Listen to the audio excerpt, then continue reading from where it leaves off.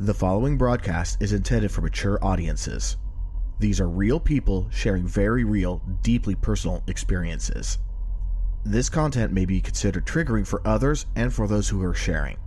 The chat room is a privilege intended for discussions and sharing. You are not being asked to agree, but you are being asked to stay civil and refrain from personal attacks. Listener discretion is advised.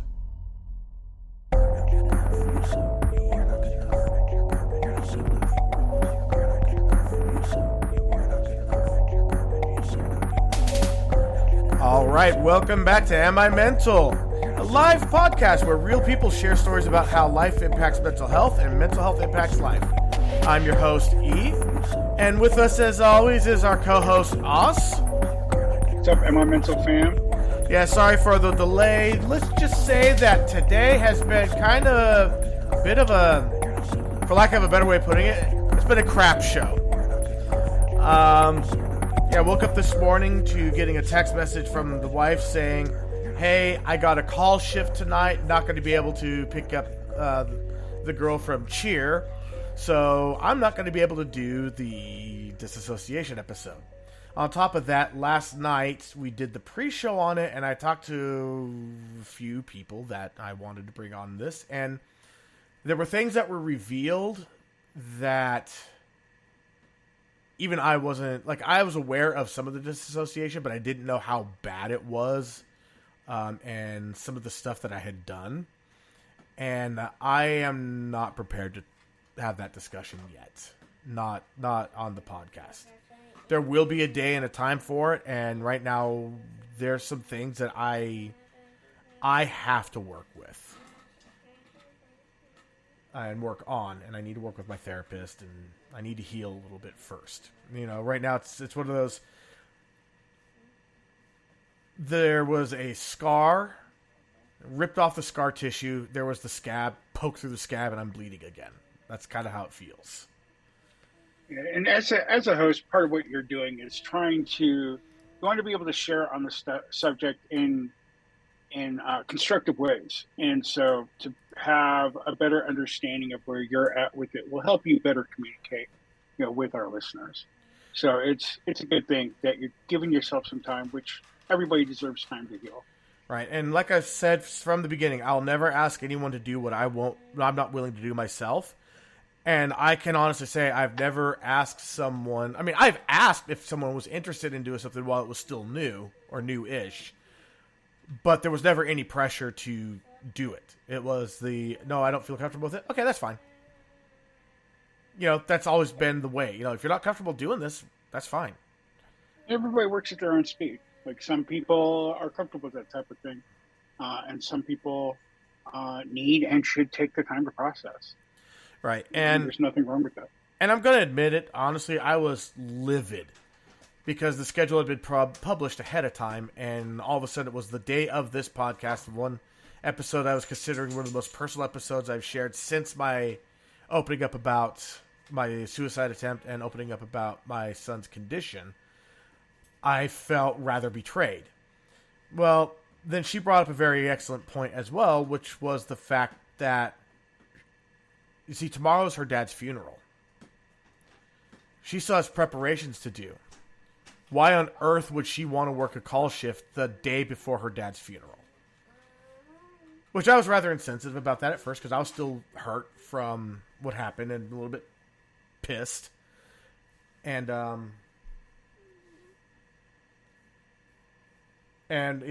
she said, why would I do this? And I was like, how long has the schedule been published? And she hung up on me. Well, I've since apologized, because that was really harsh of me when she was just trying to open up and be honest that, yeah, she missed it herself, and she would not have worked a call shift today. Had she seen it, she would have gotten it scheduled off to somebody else. Would have done a swap with someone. And you know what? That's fair. So, the disassociation stuff, I mean, I'm happy to go ahead and do an episode where we discuss disassociation and the different types of disassociation and do kind of like more of a flyby on it. But I don't feel like delving into my disassociation. Yeah. And that's what you're really looking forward to yet terrified of at the same time. You know, so that might even be something we do if it doesn't happen next week. Something that we can think about for next season, where we turn it into a mini series within the season, talk about what it is, and maybe have an episode of or a couple about what it is to experience it and to live side by side with those who have it. For our listeners, let us know what you think in Discord, and see if you're interested in that type of programming. Definitely. And also, because of how late we got started tonight, all the more reason to make sure you get a Discord or get on our Discord. Because we've sent out the announcement as soon as I so what happened was at the last minute they changed the location for my daughter's cheer practice. Normally the place where they practice is about a half hour away. No, this one was 45 minutes away. So that's why I'm late. And I'm sorry. And also, because my wife's on a call shift, I don't have a lot of time here tonight, So pretty soon I have to leave to go get her. Because she's done at 7:30 Pacific time. So I got to be out here about 6:45 Pacific time, and it is now 6:15. So, yeah, there's that. But I do want to say one thing about the disassociation is, I'm sure that there's people that would like to at least hear something about it. The scariest part for me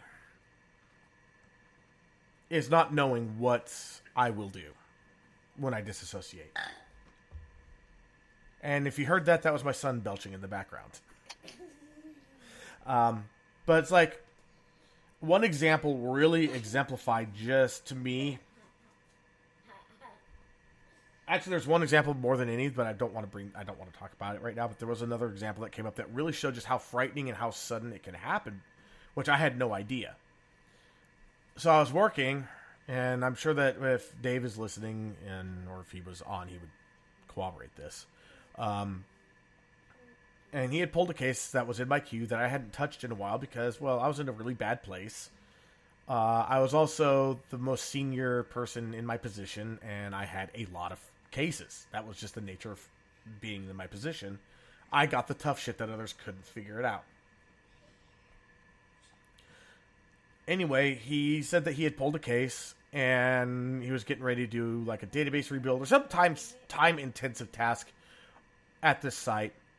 And apparently I turned to him and told him, I already took care of that, and then went back to doing my thing. And he was like, what? And he went looking, and there was no notes for like 3 days. And for 5 minutes, he was looking through, refreshing the case, seeing if maybe I was doing it in my notes. Looked over and saw that I wasn't putting notes in. I was doing something else. And he was like, dude, are you sure that you did this? I don't see any notes. And I basically, within that 5 minute window, I was like, what are you even talking about? And he was so stunned by that he turned in his chair. Now, we had shared cubicles, so we sat back to back. He turned in his chair, rolled to me, grabbed my chair, turned me around, and was like pissed. Like, what the hell are you talking about? I, honest to God, had no idea. I thought that he was nuts. Because he's like, you just told me that you did this. I'm like, there's no way I told you that I just did that, because I didn't do that. And I remember this episode of him turning me around at the time for me was like, I was like, dude, I never touched that case. I haven't had time to touch that case. Whoop, I'm turned around. You just told me that you did it. No, I didn't. Dude, you're crazy. We both thought that the other person was crazy, but the difference was I had disassociated, so yeah, I guess who was the crazy one? As I don't know, I don't like using the word crazy too much, but that situation was, by definition, crazy. Yeah. So, to know that at any given point in time, I could have an episode that's maybe as short as 5 minutes, and I may do something completely wrong and irrational is terrifying, quite honestly. I haven't had a lot of disassociation episodes since, and I have found some I have found some factors that may lead into it, like high stress, which I am in a pretty high stressful situation right now. Lack of sleep. Well, hey, that comes with the territory for seasonal affective disorder. So I have a feeling that I am in a situation where I need to take a little more control over my life right now, so to speak. I need to take some melatonin, get myself to go to sleep on time, get my full sleep. I've been walking nightly lately, which back when I was having my worst disassociation episodes, I wasn't exercising at all. So there are things I'm trying to do, and I haven't had anybody tell me that I've done things that were out of character for me. But some of the stuff that was revealed to me last night about how out of character I acted, it almost feels like I have a split personality. It's like I'm aware of this person that takes over my body sometimes, but I don't know anything about him. I don't know what to expect of him. I do know that I don't like what he does. But it's not a split personality. It sure could be. It kind of feels like it. It's almost like I'm being possessed. And I'm just not even there. I'm just checked out. It's terrifying. I don't wish this on anyone. As Oz was saying, and even Sarah was saying, it's a terrifying thing to not be able to trust your own brain. It definitely is.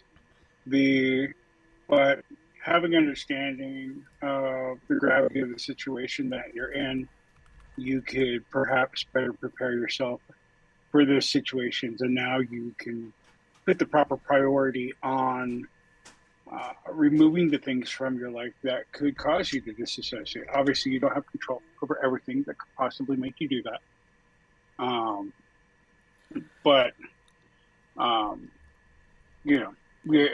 that's all stuff that we can talk about in another episode. Right. Tonight we're supposed to have Rodfather916 on with us, and he is trying to join but currently having technical difficulties. Apologize to everybody for that.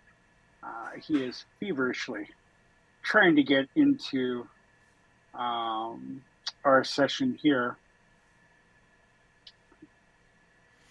Yeah. So that's kind of why I'm filling time.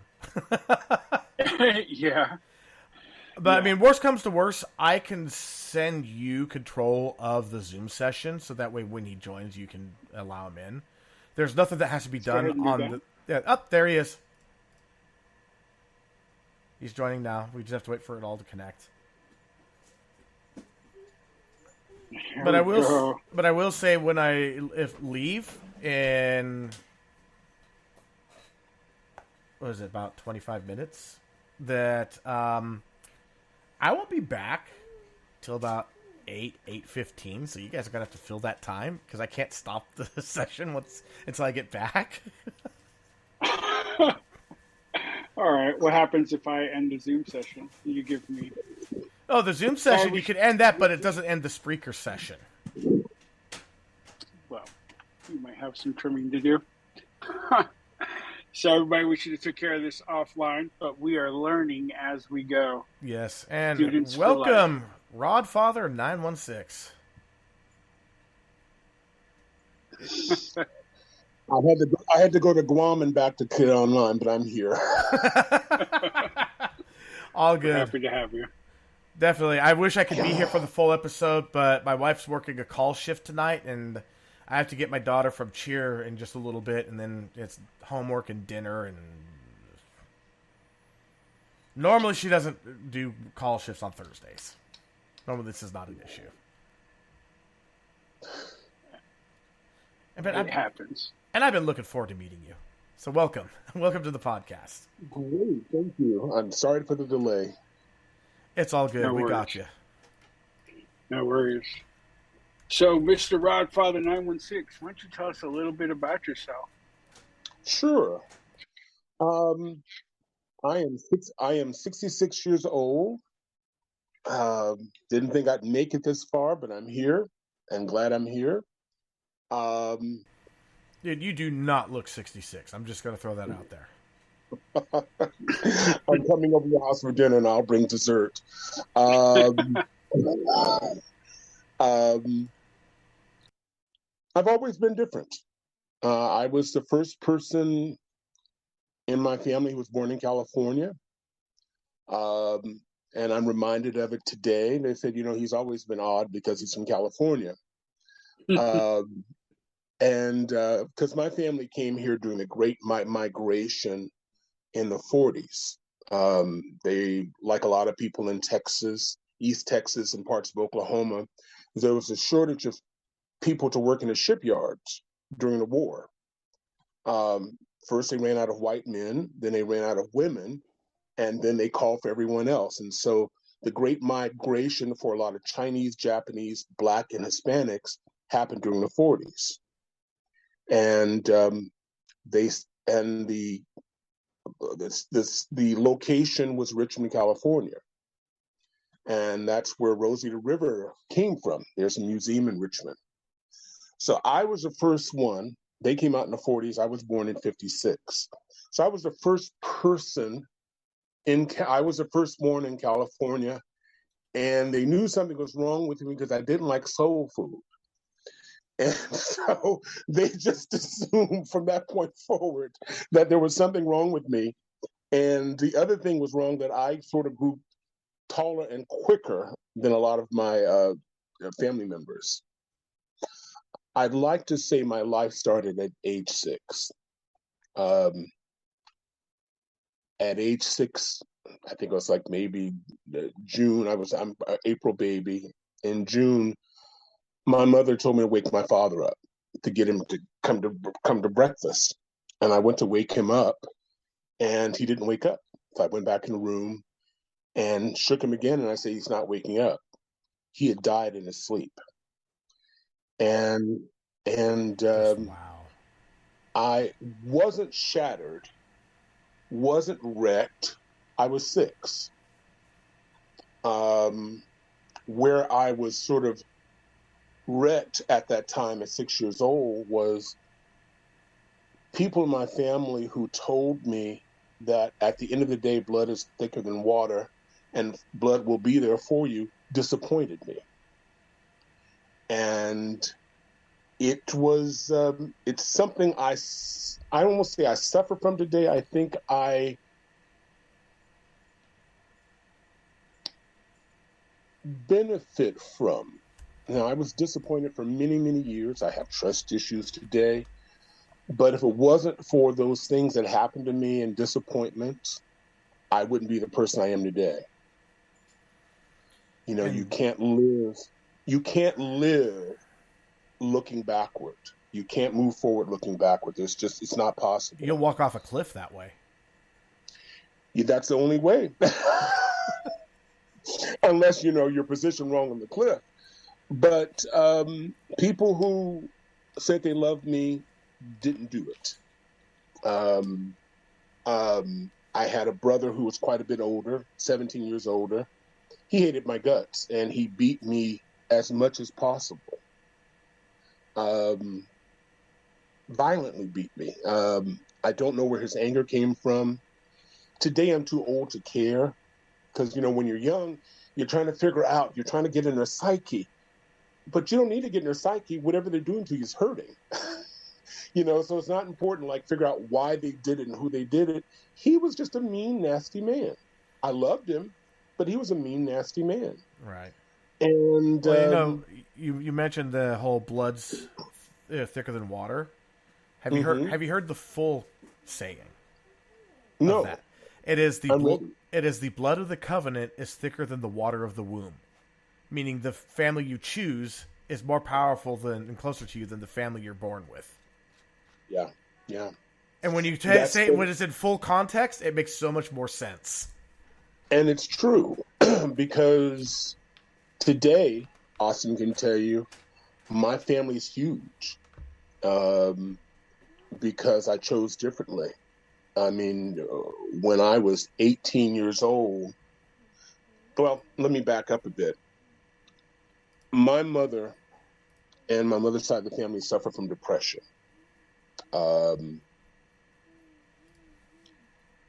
depression or mental illness is one of those things that you can't give somebody a cup of soup. I mean, I think it affected my marriage because it wasn't something my wife couldn't give me a Vicks Vapor Rub and help it go away. It's not something they can see. It's not something they can understand. And so when I was 12 years old, my mother just stopped living. She slept in the bed that my father died in, on the side of the bed he died in. Her depression was debilitating to the point that she wouldn't get up to go to the restroom. So you're kind of singing a song that I'm familiar with. My mother pretty much died on the inside when her dad died. She just kind of gave up living. I don't, in my mom's case, I don't think it was. She just didn't know how. Because sometimes at the end of the day, we don't know. What's your name again? I'm sorry. Yeah, I go by E. E. We don't know what we don't know. Truth. It's like, I mean, my mom is still alive, and she's better now, but for decades.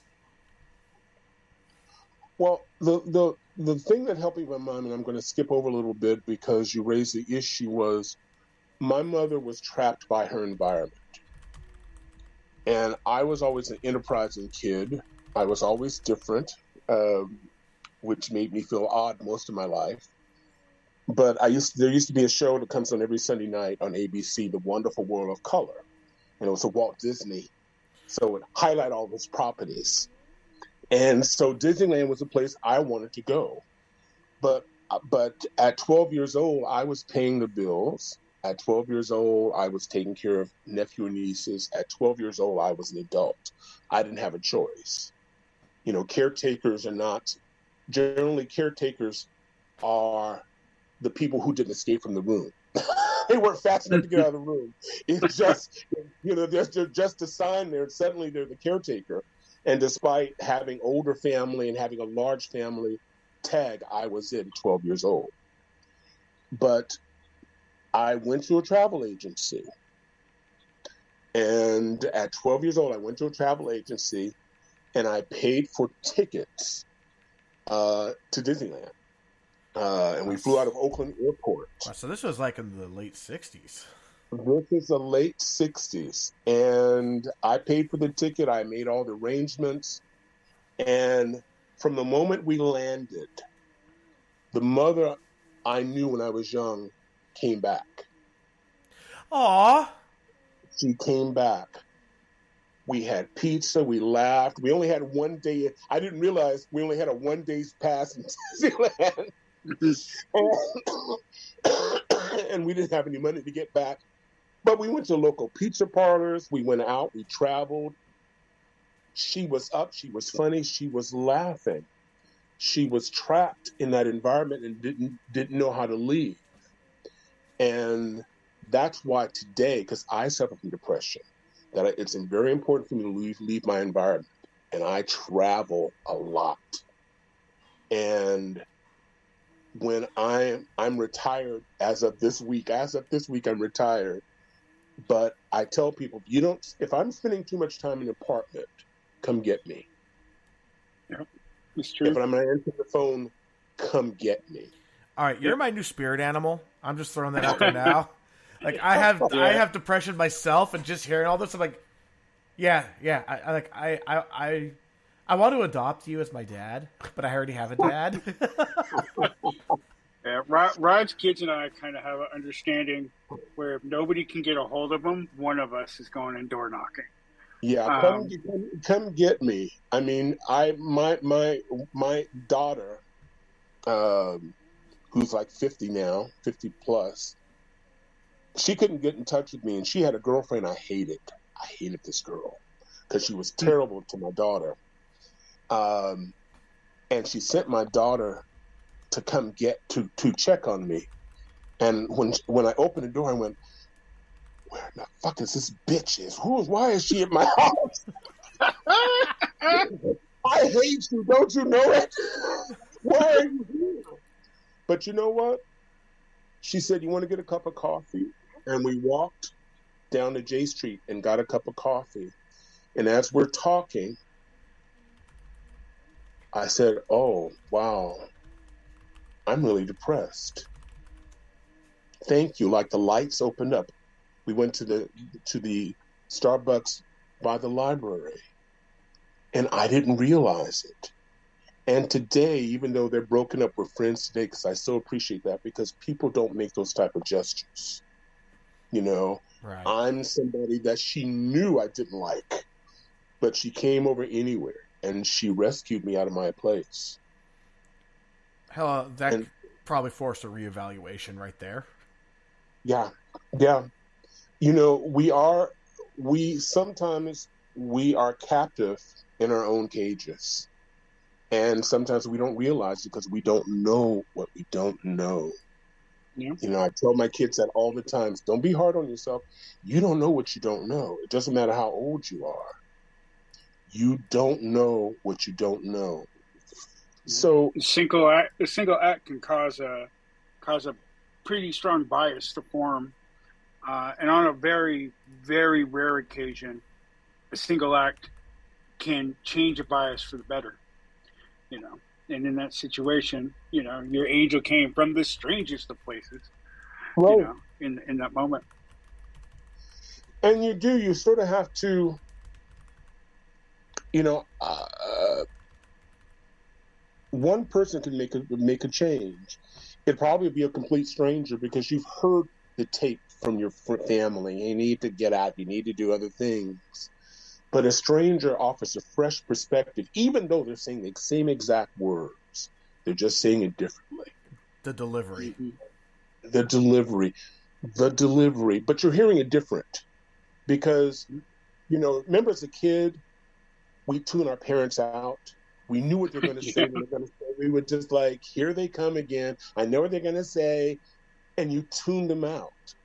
Even if you're married, you and your wife or your significant other could be going over the same things. How come you don't pick up things? How come you don't help me around the house? How come, if you only did this, if you only did that?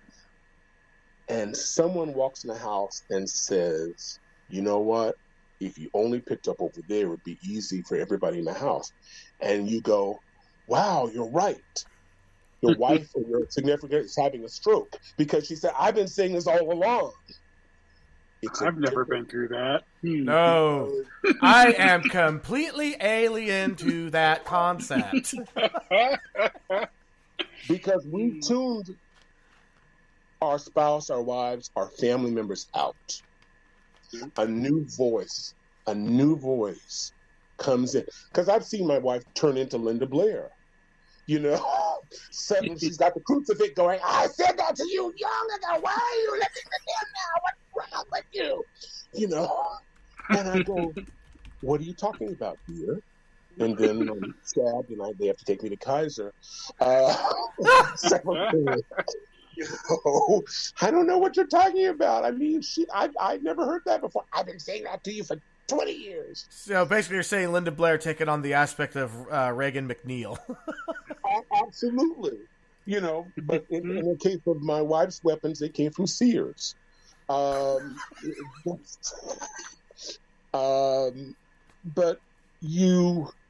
it's a different voice, a different environment, something different.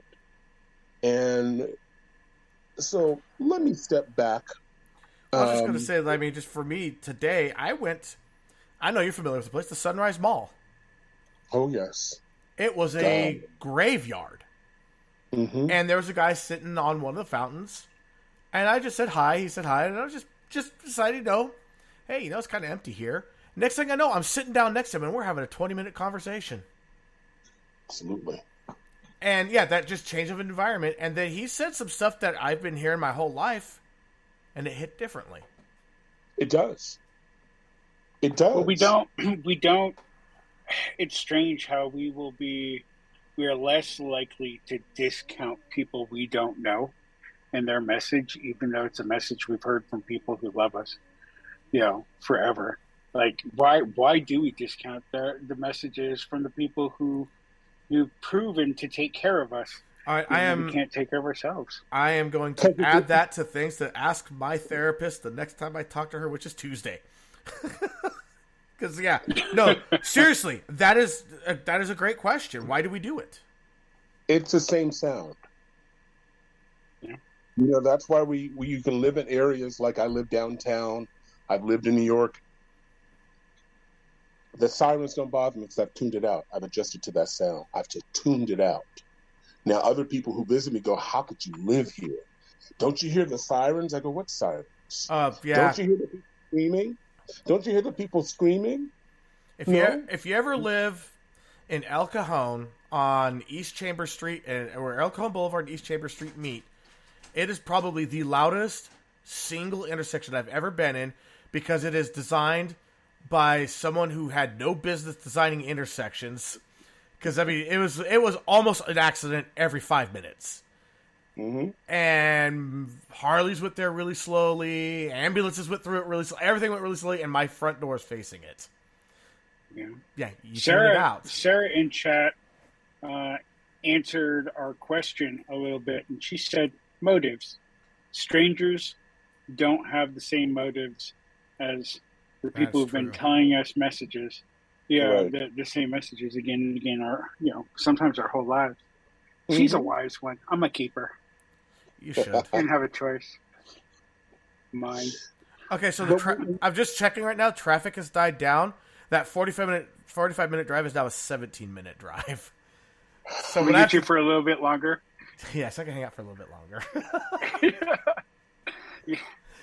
Yeah, he was in. We have a private chat going with the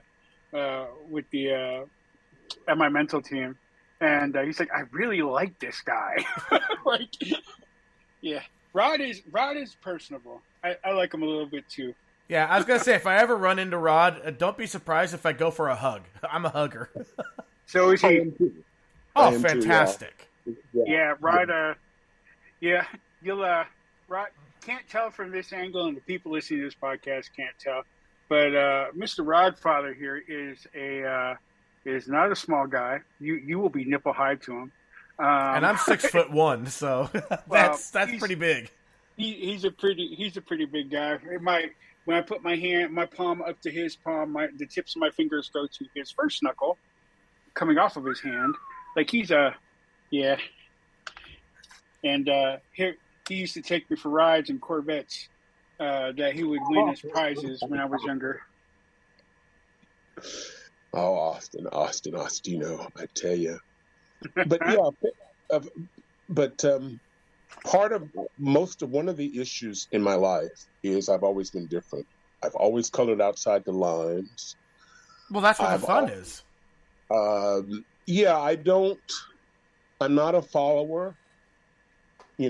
Just because someone in the news says pet rocks or pound puppies are the things to buy, that's not something I'm going to do. How have you dealt with the people? So birds of a feather flock together, right? People tend to try to get people of the same sort within their groups. How do you deal with the people? Deal with people who want you to conform when you are not purposely a nonconformist, but you're a free thinker. You think for yourself. It's a lifelong story. People find comfort even in dysfunction. If you ever go to a Costco store on a Sunday, there are 10 registers open. 10 registers open. But 70% of the people will stand in the middle. Yep. They'll stand in the middle. Yes, there are people waiting, but you know what? I've got all these people here. The line is moving horribly, but for whatever reason, I feel comfortable. We drive in groups. When there's a fox, people drive in groups, which means this is all alien to me. I avoid groups. I see empty registers, I'm beelining to them. I don't do groups. But people find comfort in groups. People find comfort in wearing the same thing. It is difficult, at least I find it difficult, to be an individual. I mean, growing up, I was just goody two-shoes. And today, I suffer through that. People attack you because you're not participating in the dysfunction. Oh yes, that I've seen a lot. There is someone. We see it in politics. We see it at home. We see it in. What's happening over here is wrong, but to have your own opinion means that you may be ostracized from the rest of the family or from your friends. And so it's difficult. It's challenging. I mean, I was a black kid who read. I was a black kid who had white friends. I was a black kid who hung out with hippies. And so other people of color, whether it's black, whether they're Asian, whether they're Hispanic, when you are different, there are individuals who come out and say, you're trying to be white. You're trying to be different than us. You're trying to be something that you're not. And now this is not, I don't want to say that affects everybody, but there are some people in the community that views that way. If you are a white kid living in a black neighborhood and you like black music, your parents are going to go, what's wrong with you? This is music that we don't listen to. I mean, look at Eminem. How hard was it for the community, like the rap community, to accept him? He grew up in the hood. Yeah, he had, and you can tell. You can tell. Look at him watch him in any interview. It's like, dude, yeah, you're from the hood.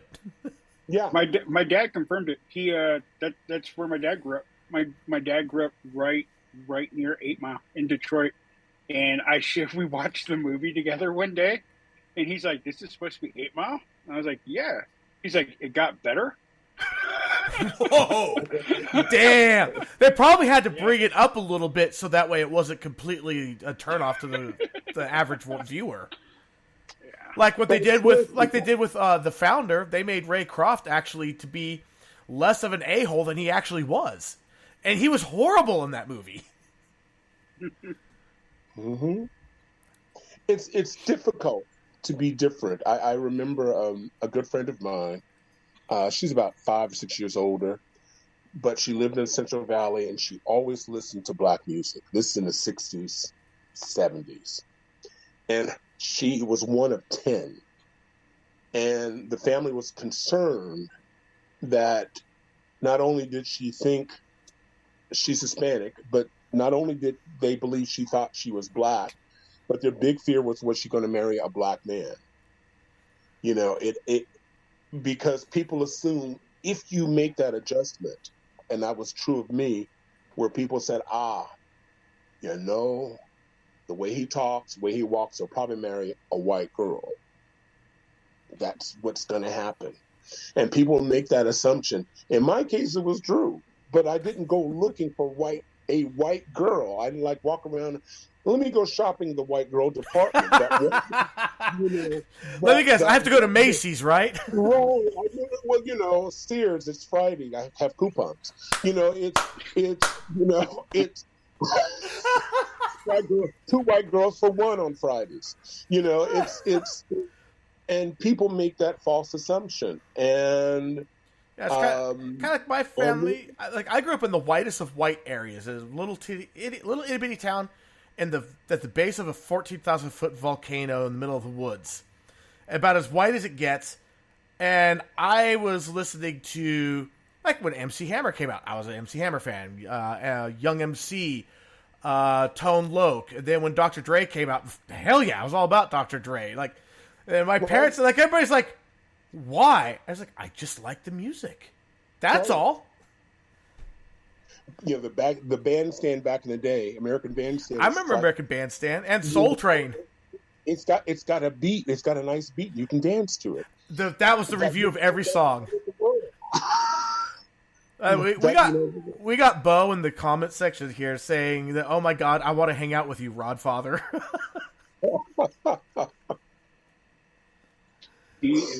Rod is fun. He's fun to be around. He's always entertaining. But just people are afraid of difference. People are afraid of being isolated. People are afraid of looking. I mean, we wear uniforms. Human beings wear uniforms. And that person who's wearing magenta, something has to be wrong with him or her. Someone is wearing orange, something has to be wrong with him or her. What I tell my kids is, because I had to learn it myself, was they would like to be you. They would like to be free and not worry about someone else's opinion or what they think. Because the clothes doesn't make you who you are. It doesn't determine if you're a good person, bad person. When I was about 10 years old, the Black Panthers was around, and the people at my church said, stay away from those people.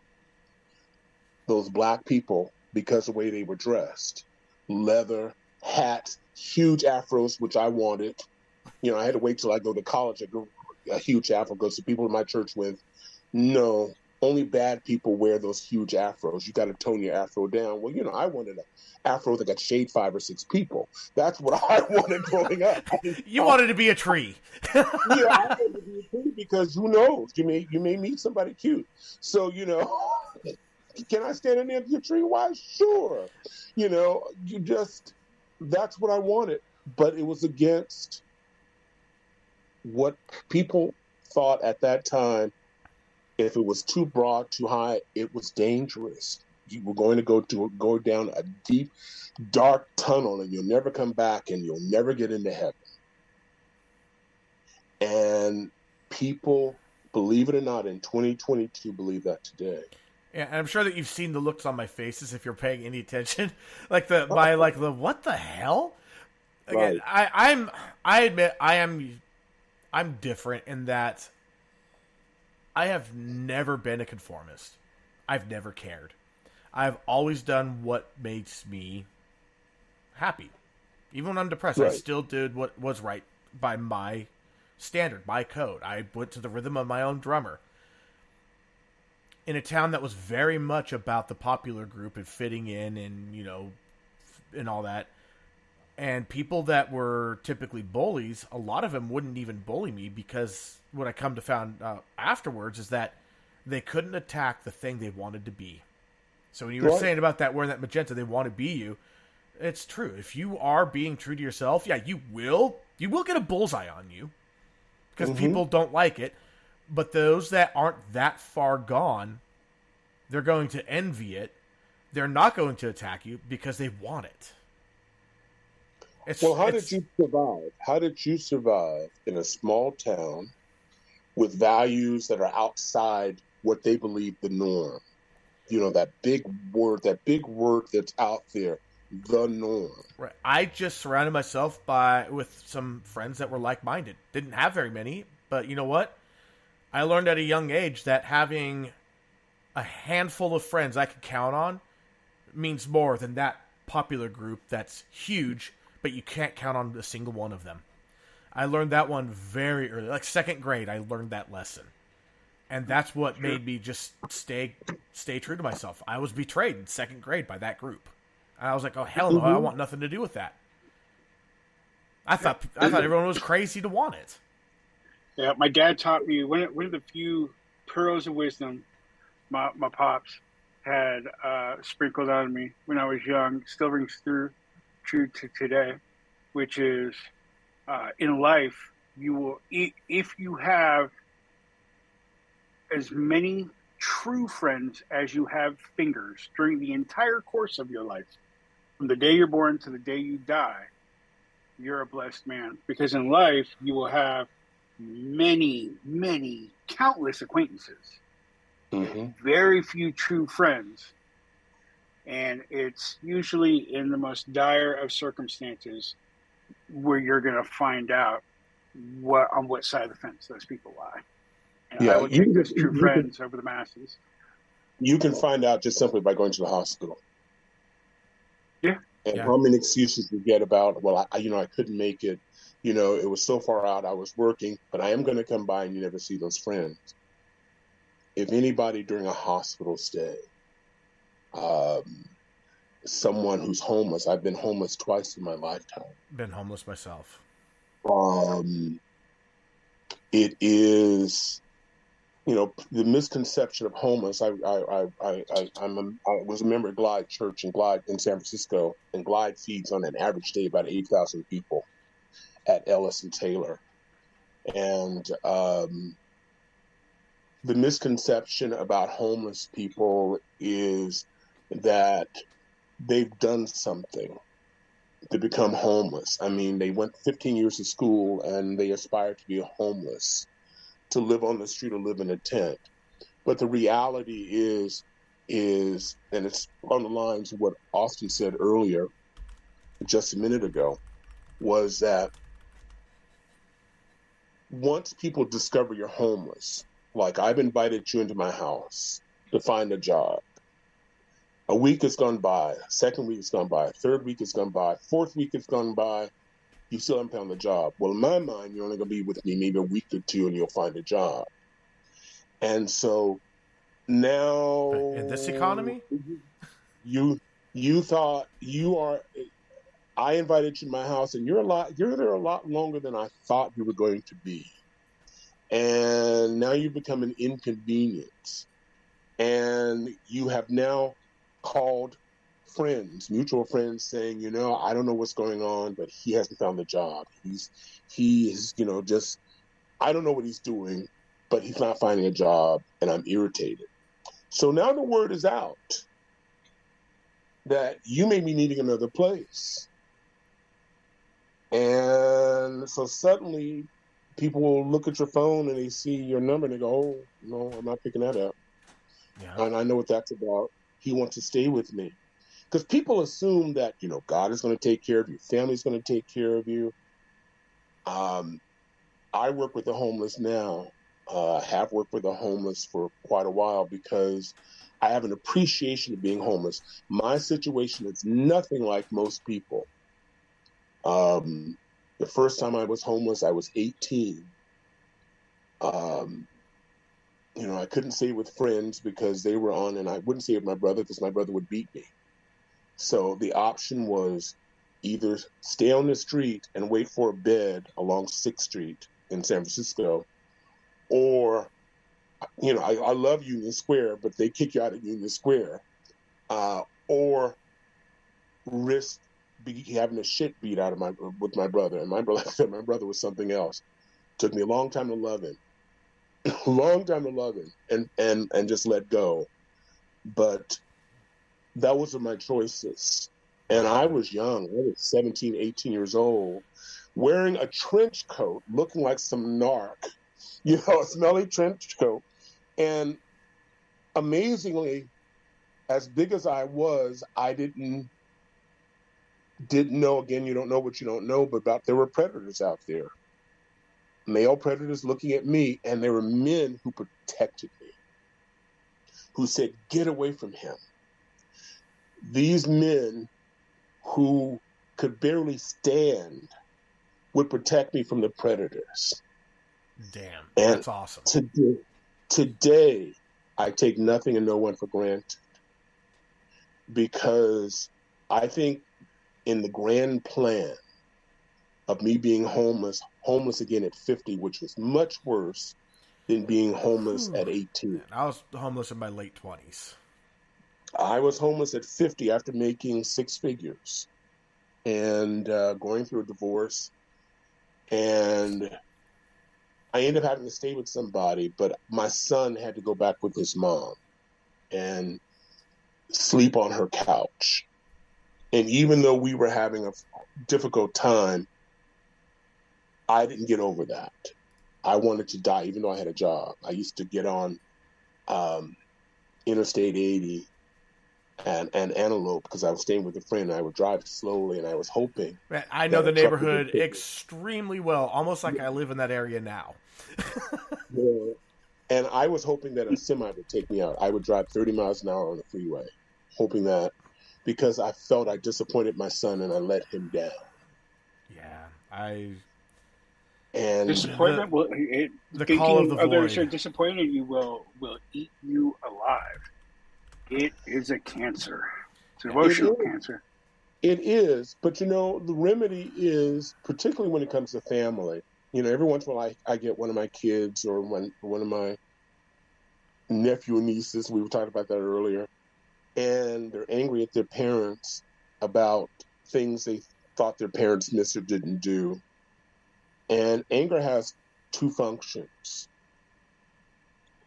It can aid you and keep you from living. So if you you can be mad at your parents and be disappointed with your parents, but the best thing that you can do with all that anger is be a better person than your parent. Black people from slavery, we were taught violence is a way to control. And so that's why you see a lot of Black parents beat their kids, because through slavery, that's how we were controlled and that's what we knew. I came from a family that didn't hug or say I love you. Yeah, my dad came from a family that didn't hug or say I love you. I stopped it. My dad stopped it. I stopped it. I sit back.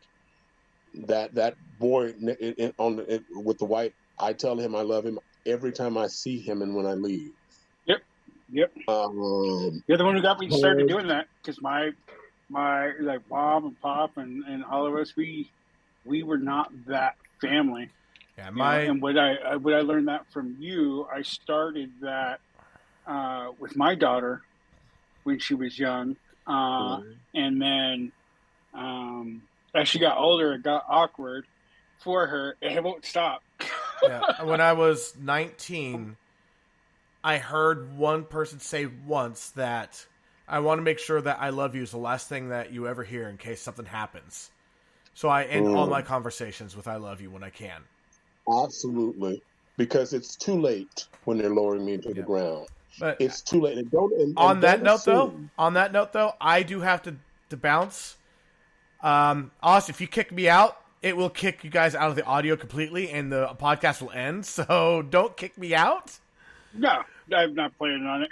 All right, nope, but yeah, we will await your return, Speed Racer. Yes, Rodfather. If I don't see you when I get back, it's great meeting you, but I hope that you'll be here when I get back. It looks like it's only going to be about a 25-minute, half-hour round trip. Well, before you leave, I know you're coming back. Right now, don't take anybody for granted. Don't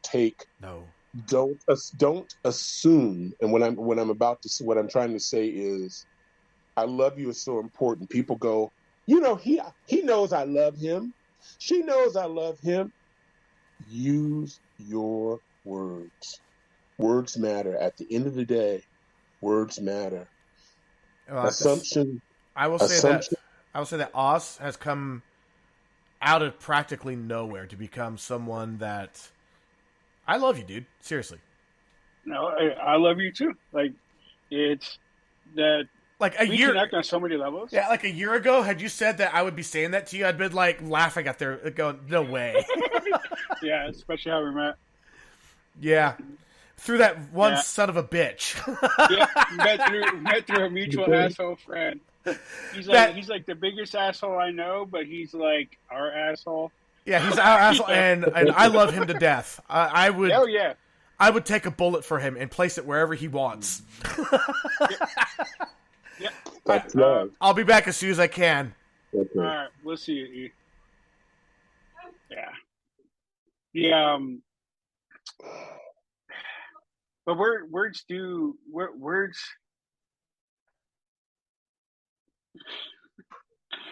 There we go. He's muted. But words do matter, and I think we take for granted what we think other people should know, or not just what we think, what we believe other people should know. They should know this. I shouldn't have to say this. And you would usually, that kind of thing comes up in negative ways. They should know better, type of ways. But I think that also bleeds into the positive. We just assume somebody should know how much we care, so we don't vocalize it. And then you're absolutely right. You're absolutely right. But some people are afraid to say I love you. Oh, absolutely. It's embarrassing, for some people. Chris, my son, people know my son, other son, Chris. I used to tell him I love you, and he'd go, like he just couldn't do it. Now that he's nearing 40, I get it all the time. I love Yeah. you too. But he just couldn't do it. He was uncomfortable with it. Yeah. And so much is wasted in life by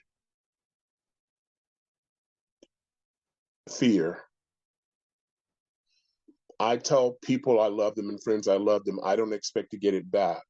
That's not why I said it. No. I just wanted them to know that I love them. You don't have to tell me I love you back. No. I don't need that. And I find, my family hugging, I love you is they're very uncomfortable. I'm much bigger than my brother. He's no longer with us. But I used to like pick him up and say, I love you so much. And I'd kiss him in front of his friends, which used to just make him crazy, which made me happy. That's why I did it. He'd be like pushing me like, right on, right on, right on. So, you my big brother. I just love you so much. Like, right on, right on, right on. And his friends would be like, okay, you got a kind of, okay, is your brother funny? My neighbors hearing me. But it's so much that's lost because of fear. So much. I was talking to a lady in Denver. I was in Denver last week, and she's been married 4 times. And get this, she's 32 years old. Oh, wow. And We're going for high scores. She didn't have love from her father, and her mother put her down. So she was searching for love, somebody to love her. Yeah. And validation through love, maybe. She has 5 children, and through therapy, she learned that somebody used to say love tank was empty, and she tried to replace that love with anybody who showed her any type of kindness. Yeah. I know at my weakest point in my 50s, after being homeless and feeling worthless and feeling just being a disappointment, I made mistakes in relationships like that because I felt so bad about myself that I needed somebody to say, I like you. Oh yeah, we're trying to fill voids at that point. I've been there. Yeah. Didn't take me took me to about 20, maybe my teens. I started down that road early. I'm sorry. Yeah, I was looking for. I had a reputation as being a player when I was younger, and all my friends are out talking about their conquests. It was not about that for me. Getting physically intimate with somebody was a byproduct of what I was looking for, and not even the part I would seek out. I wanted somebody to want me, to love me. I didn't love myself. I wasn't happy about myself. So I was seeking that validation that I was worthy of of breathing the air that I took in by having other people, tell me I was worth something, and not the pat on the head. It'll be okay. You're a cool guy, but actually want me. And that's where I found I found comfort in that for a long time, and it took a really long time for me to understand that even if and these women had said that I was able to help them feel good about themselves and whatnot, but really, back then I was an emotional vampire. You know, I didn't Well, you I didn't know, break them down, when but you are young, I'm sorry, yeah. Oh cut no, you off. no. Go ahead.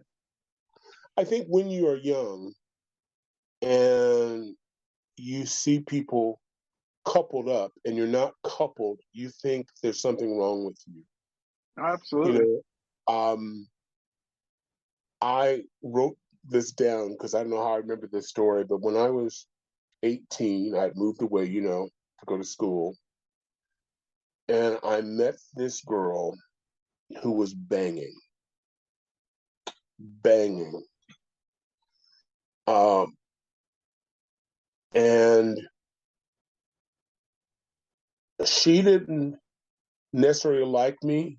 We never had sex. We rarely kissed. But I had a hot girl, and she had a black boyfriend. And her parents hated black people. And so, you know, when we walked down the street, people would notice us in this Central Valley town. And so when she left me, I was devastated, absolutely devastated. I would play this song called by Art Garfunkel over and over called Second Avenue. It was so pitiful, you know, she left with her with her with her flowers and her towels. I kept playing it over and over. And years later, I went, I don't know why I mourned so much. I think I mourned because I didn't have a girlfriend. We didn't like each other. We had nothing in common. We just liked our visuals.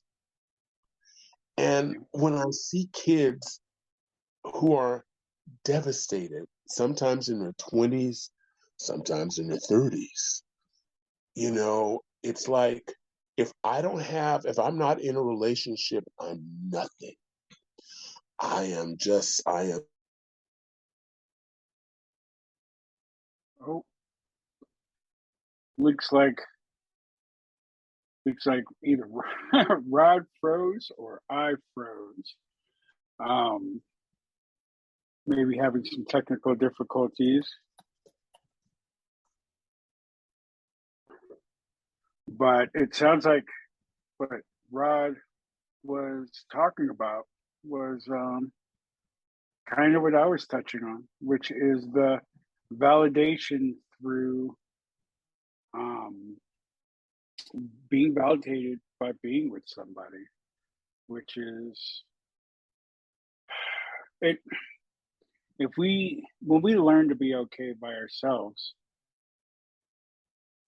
when we learn to be okay by ourselves, we we really can stop seeking that external validation. Yeah, it looks like Rodfather916 dropped out of the session. Here we go. And he's sorry everyone. He's trying to join.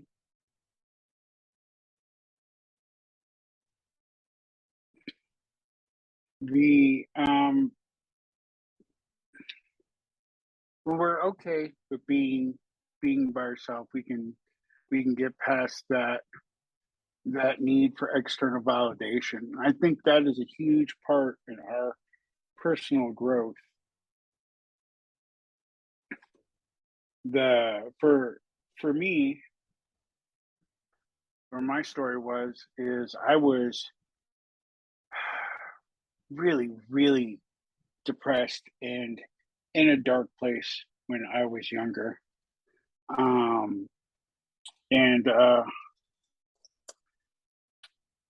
was in a situation where if you guys have listened before, I was heavily involved uh, in gangs and stuff and forced to do things that I didn't want to do. And because that left me feeling so outside of who I felt I should be, it forced me to seek happiness elsewhere, and I sought it in others. Hey, Rod, are you back? Can you hear me? We can hear you. Okay, because the picture's not there. I think we all do. I mean, the the mission of this group, this podcast, is talking about mental health, and part of what we've been talking about, you and I have been talking about in terms of relationships. Um, there's a part. Can you see me?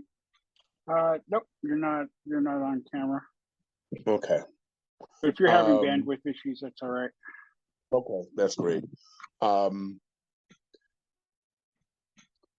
until we get a grip in terms of realizing we're not alone, we're not the only one that doesn't have a that doesn't that single.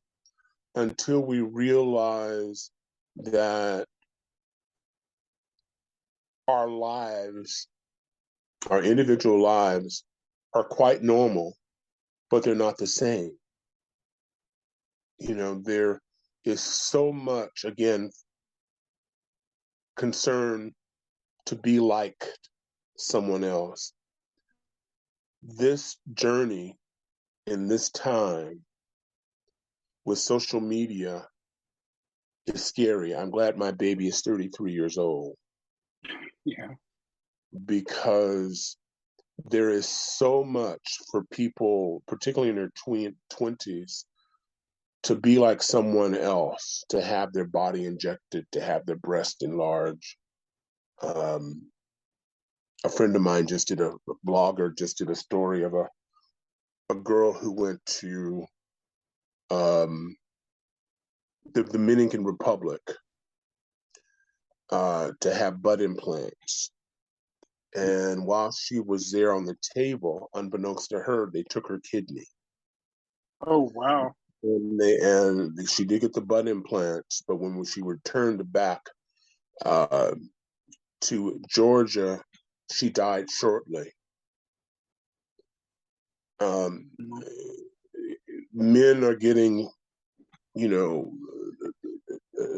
dick treatments to make it wider.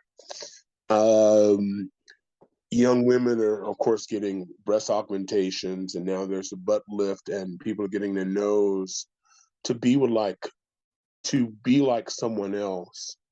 Yep. And this is where I'm going to sound like an old man. It seems like we're taking a giant leap backward. Well, there was a big problem when I was in high school in the 90s where everybody wanted to look like some celebrity or Mm-hmm. whoever is in what magazine or what pop star, rap star, you know, music artist, movie star. And so you had a lot of people, and you've heard about it through time, um, people trying to conform to what high fashion standards of beauty were and driving people to like anorexia um, and things like that. And now that problem, when you have so many level with social media, is you have so many people to compare yourself to now. Instagram, TikTok, YouTube, you name it. Um, where you have where it, there you don't just see one, two, 12, or 20 ultra beautiful people.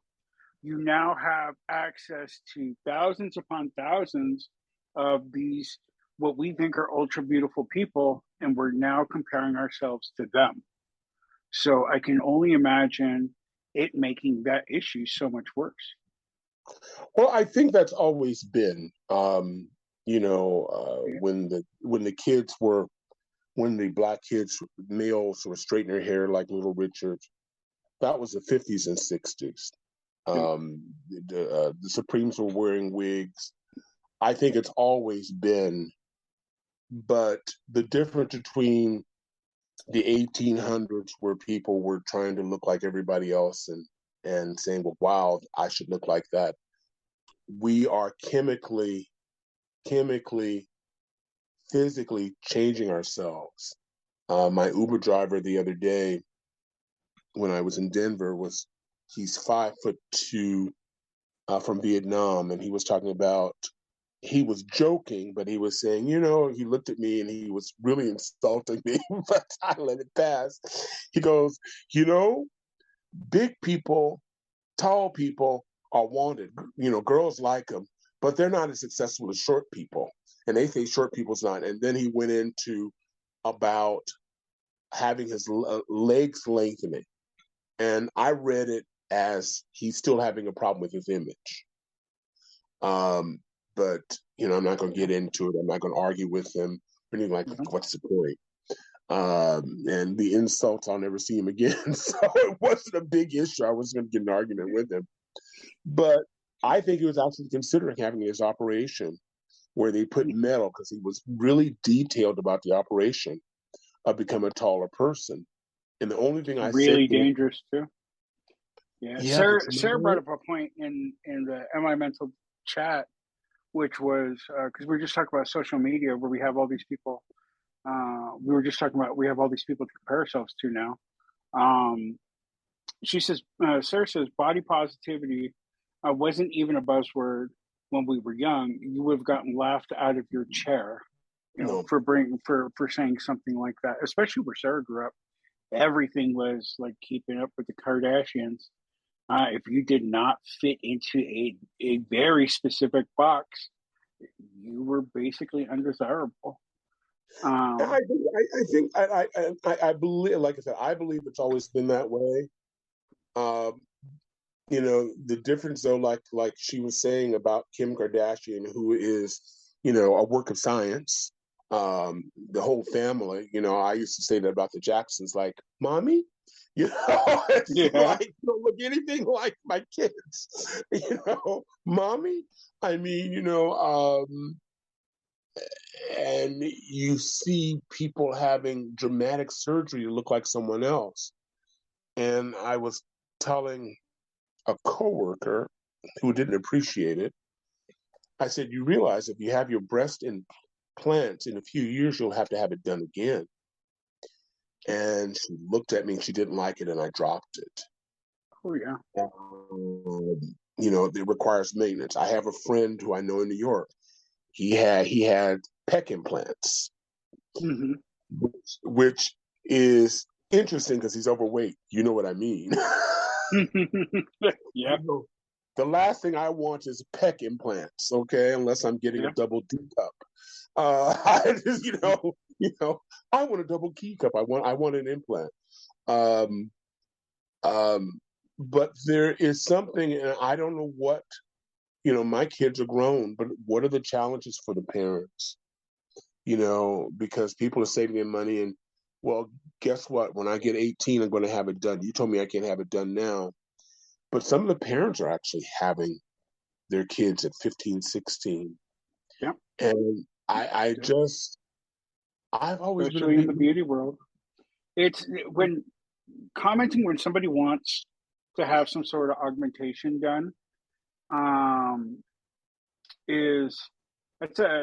can turn into a very dangerous situation. Well, I mean, verbally dangerous, because somebody obviously doesn't like something about themselves, and they see it as a means to an end to change something that they don't like about themselves. So they have hope of not being this way, and this is somebody who is dashing their hope, right? So then you become the enemy of their hope, and it's not really.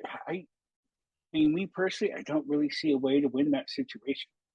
Yeah, because I'm fiercely. I mean, I've been overweight my entire life, and I've dated my entire life. I've always been confident, and to the point, if you don't like me, somebody else will. There's another bus coming. And maybe that's because, I tried going into entertainment field where somebody would look at you.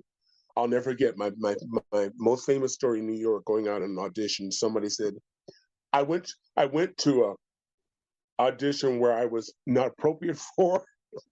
And this guy, I think it was the casting director, he said, who invited Baby Huey, which was a cartoon character back in the day, which is a giant overweight bird.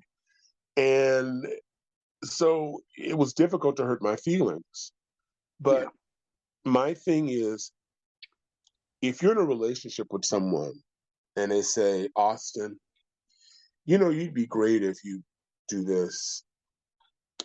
Or a woman meets a man and says, well, you know what? I think you'd be hot if you get your tits done. That's not the person for you. No. That's not the person for you. They're not into you. They're into the possibility of what you could be, what they think you could be, right. And that's not healthy.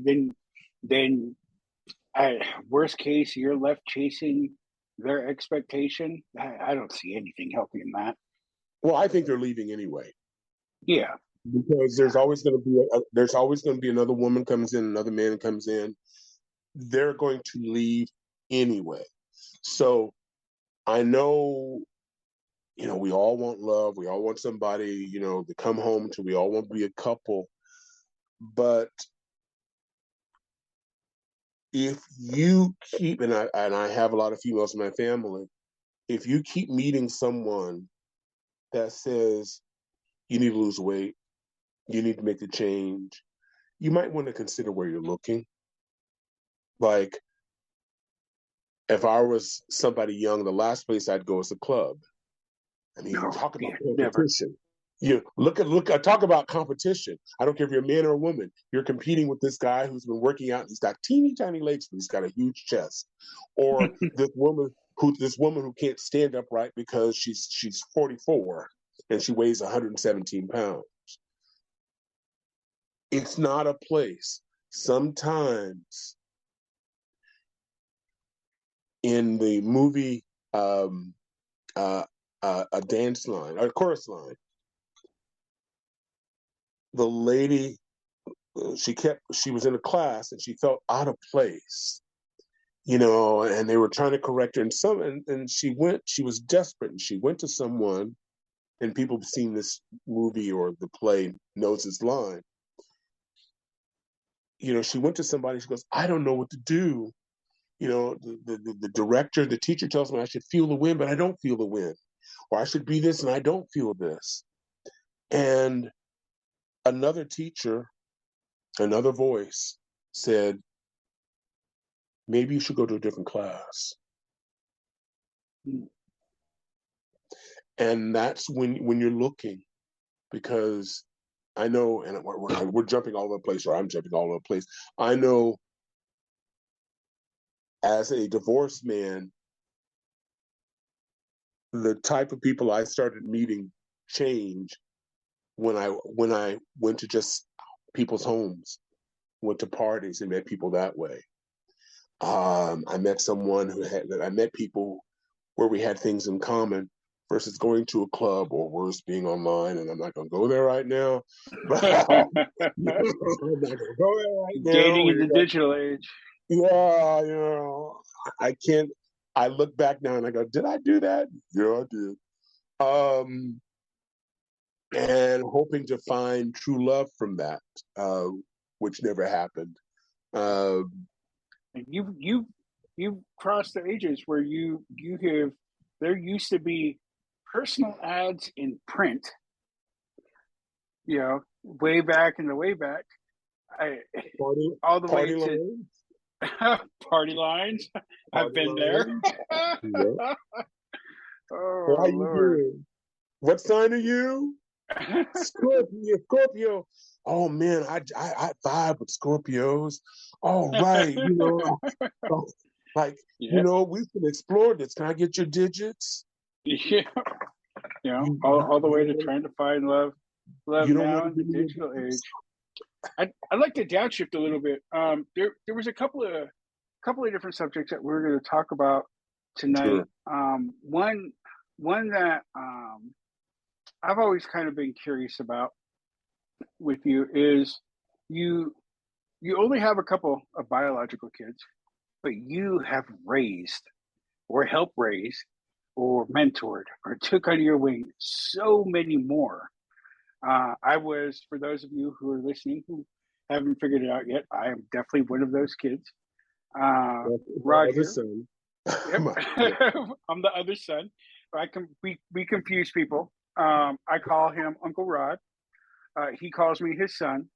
So, and people that we meet at random when we go out will catch us in conversation, and the looks of confusion on their face is fun, but not quite as fun as when he introduces me as his son, and Rod will have fun and say, don't you see the resemblance? And people trying to be polite are like, well, yeah, I guess I can kind of see it, and Rod is a specimen of a big black man, and I am not.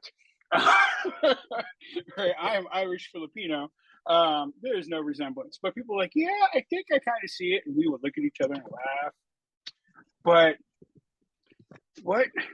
And I told you earlier when we talked before the show, I've only known one other person who willingly would raise other people's kids like that. I know one other person. And white boy Chris. He raised his son. It's his son. Maybe not biologically, but through and through. In his eyes, his firstborn is his firstborn, even though it's not from his genetics. And to the point, fought tooth and nail and got custody of him. Really, really outstanding person. And so what in you drove you to do that for other people's children? And it's some of it, I mean, maybe happenstance or situational or relationship wise, because you didn't go, and just to clarify for our listeners, this isn't something where you went and applied and became a foster parent. It was you seen children who needed, basically from my point of view, children who needed to be loved and looked after and cared for. And when you were paycheck, not even paycheck to paycheck, you were doing this when you were paycheck to a week before your next paycheck living, and still found a way to take care of, instill proper morals. I am the man I am today because of you. Much of my moral compass came from you, and not to discount, Ma at all. And God rest her soul, she very loving woman and had her own morals, but I learned to, and I was personally really fortunate because I learned how to be a man from you without being super machismo. Like, that's not what being, it wasn't even about being a man. You taught me how to be a good human being, no gender, specifics about it. So I see the benefit from the people who've been taken under your umbrella, but what are the things that have driven you to do that for others? Because that's a huge sacrifice. And I don't know if it feels like a huge sacrifice to you, but looking back, it looks like it would have been. And for those of you, nobody can see, but he's shaking his head when I said it's a huge sacrifice. He shakes his head. And it's because, from like, was it just the right thing to do in the moment, or? Oh boy. I have to think about that. You, and those who are watching don't know that I've been in this kid's life since a week or so after he popped out, and he almost prevented me from having biological kids because he terrified my wife. It's not a lie. Our kids are like, we're not going to have any. and I can only think. So your situation is different, and so are some other kids' situations are different. That we have history, but other kids, like even now, only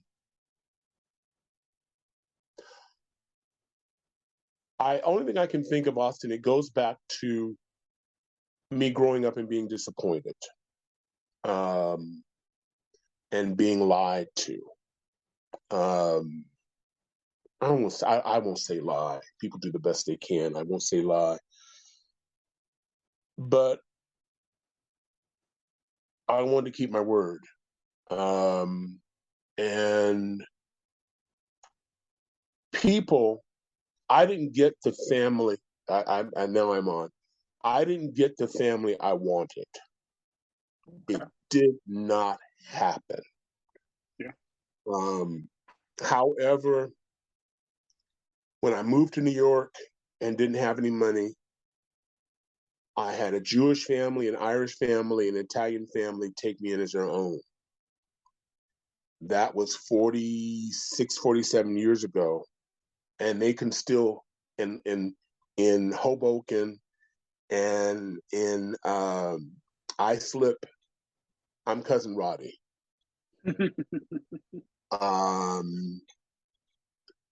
And I didn't get the family I wanted.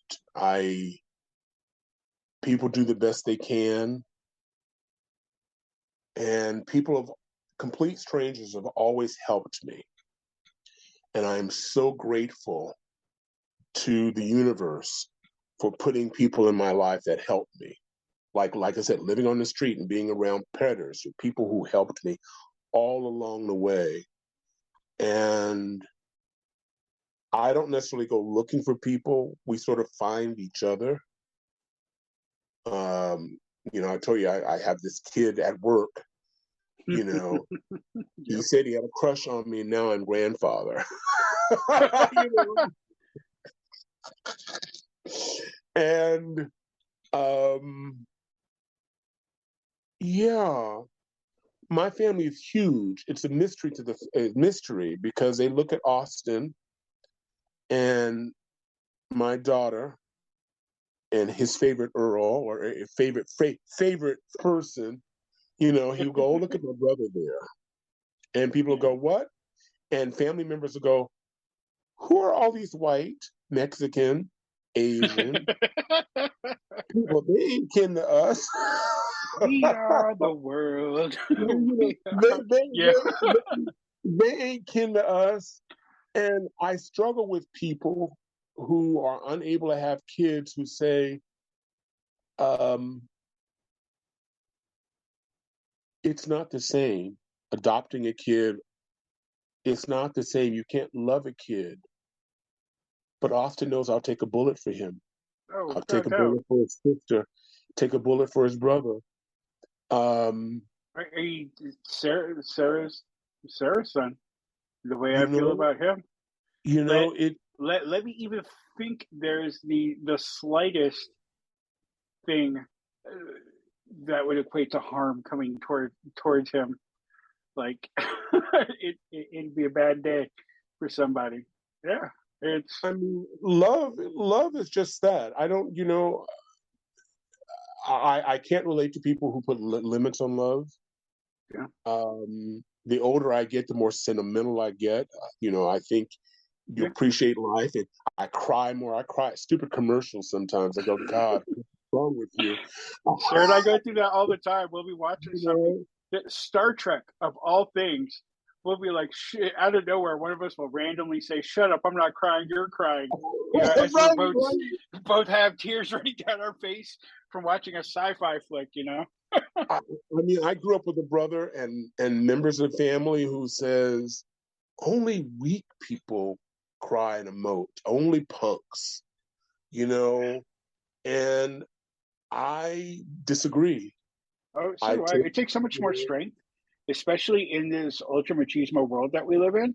It takes so much more strength especially with the expectations that fall on us as being, men, that, we're supposed to keep a stiff upper lip. And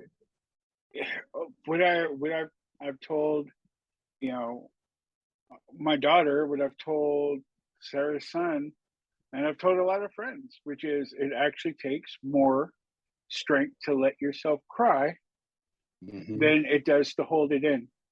And it's freeing. It's freeing. That's why women live longer. That's why women live longer than us, because we're sitting there going, I can't. Let me get some beer. Let me dump some beer, and that will take away this emotion that I'm uncomfortable with. Yeah, it just builds into a deep, dark coal in the middle of your soul that is not going to turn into a diamond later on. Yeah, I mean, men. Look at the women in your life who cry. It's like a shower that takes away all the dirt and grime. And when it's done, it's a new day. It's a reset button. It's a reset button. And you shouldn't be afraid to feel. You shouldn't be afraid to hurt. You shouldn't be afraid to cry. These are all human emotions. And if you are lucky enough to experience into that, your life will be so much fuller, so much easier than sitting here.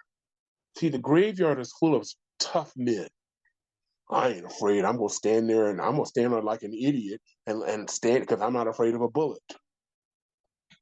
Graveyard's full of tough guys. What a life. Cut short. Yeah. But boy, if you're able to hug somebody and feel the power of them, they don't have to hug you back. I'm a gigantor. I'm Godzilla's cousin, first cousin on his uncle side.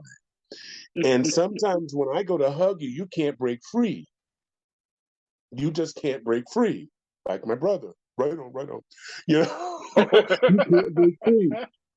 But sometimes when I let go, some people especially men are like, wow.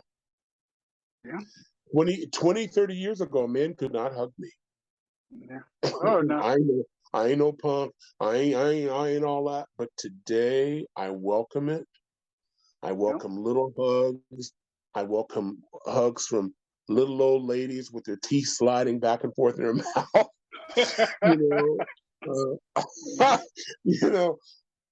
Because we talk this site is about mental illness, but that's allowing you to feel. Yeah. And to take that human emotion that is so important, from a hug to cry, you're limiting yourself. And some people start at an early age. So it goes back, Austin, to saying, I want to be different than my family. Yep. Just because they do it doesn't mean I should follow them. I'm going to follow my heart. I'm going to hug this person. And I remember, God almighty, I was in Columbus, Georgia. This is 2014. Mm-hmm. And I got off. I was driving across the country blogging. Was that 2014 when Obama was running for re-election? I don't know if that's 2013 or 2015. But I drove across the country because you can rent a car in Arizona or Florida in June, and drive it anywhere in the country and drop it off for $10 a day. And so I did that for a couple of years, interviewing people, writing my blog, and all the different things. And I went to see friends who I knew in Oakland who had moved back to Columbus, Georgia. And I saw them, and I ran off to hug them, and they pushed me back almost into traffic. Man, you can't do that down here. That's all right in Oakland and California a lot, but you can't do that around here. I mean, they beat your ass around here for hugging. I go, wow, to live a life where you can't hug somebody? Yep. If I hug you, does that make me gay? Makes you gay? It was a concern. No, you can't Yep. do that. And and my little feelings are hurt for a few minutes. Like, dude, we've known each other 2 or 3 years. What's up? Yep. No, the only place you can hug in Georgia, at least according to these gentlemen, is at a game. You can hug at a football game or a basketball game, but outside of that, man, people gonna think certain things Those are about funny you. standards too. When you have that level of homophobia, like you Yeah, can't hug people on the gonna street, but at a game, at a sporting event, guys will hug and slap each other's asses. hug and jump up and down. Yeah, it's silly. But You can't just outside of let church, people you be can hug in people. church. You can hug in church. Yeah. You can't hug outside of church. No, I'm good. Columbus, Georgia, I'm good. Because if I'm going, I would be if that's a crime, I would be dead. Yeah. Because listen, it's a hug, man. Get over it. Ain't nobody trying to do nothing unless you got some coins. Which means Kanye West today, yeah, not hugging you. Jay-Z, yeah, man, right on. But it's so many barriers that we place for ourselves. Now, some of it's just natural when you're young, and as you get older, like your mom. As you get older, you let go of these things. You don't give two fucks. That's why a lot of the grandkids love their grandparents, because the grandparents going to tell you exactly what it is. They don't give two shit. That's Where their kind of off parents from are day one, though. their parents are like, I don't want it. It looks funny. It looks odd. I don't want to, I don't want my kid looking different. I don't want him ostracized. Let's get him a pound puppy. Let's get him some stuff from Target, and let's get him something Adidas so he looks normal. And if that child decides he doesn't want to wear Adidas, he wants to wear green sweats from Walmart. Oh no. You're gonna look funny. You're gonna make us look bad. We've got to deal with that. And the message you give your kid is, I can't be an individual. That's the message you give your kid when you say that. Because a man wears, a girl wears black. I remember my daughter, I wanted a little girl so bad that I He's so could put amazing. her, I wanted her to wear pink and be my little girl. And my daughter, she's very outspoken. She goes, I don't like pink. Broke my heart.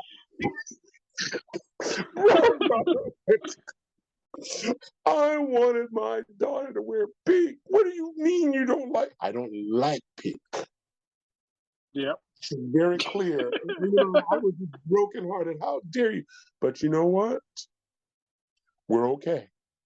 Yeah. The life didn't end. The diva lived on, and I Diva survived Deluxe. it. That's right. And she turned out fabulous. Well, both your biological kids are like killing it.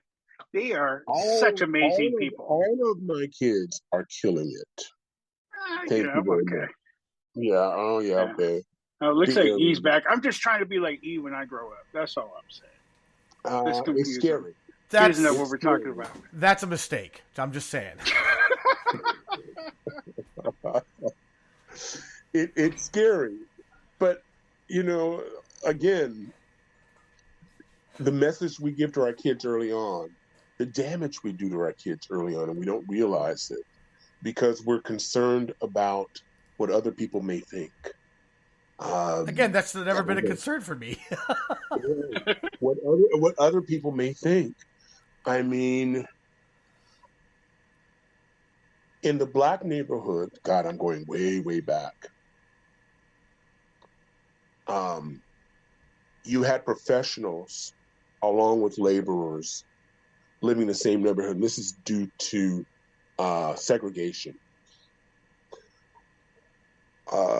And so I remember in the neighborhood, there were mechanics. Where was this? This is Richmond. Richmond. This Okay. is Richmond. Richmond, California. One of my uncle that was I was closest to, he lived in Richmond for a number of years. Yeah. Back in the 80s and throughout the 80s. It wasn't so great in the 80s. No.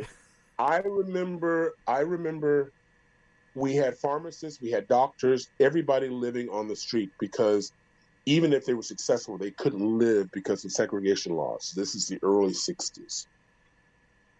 There was one man who impressed me at an early age. He was a doctor. He liked Pontiacs.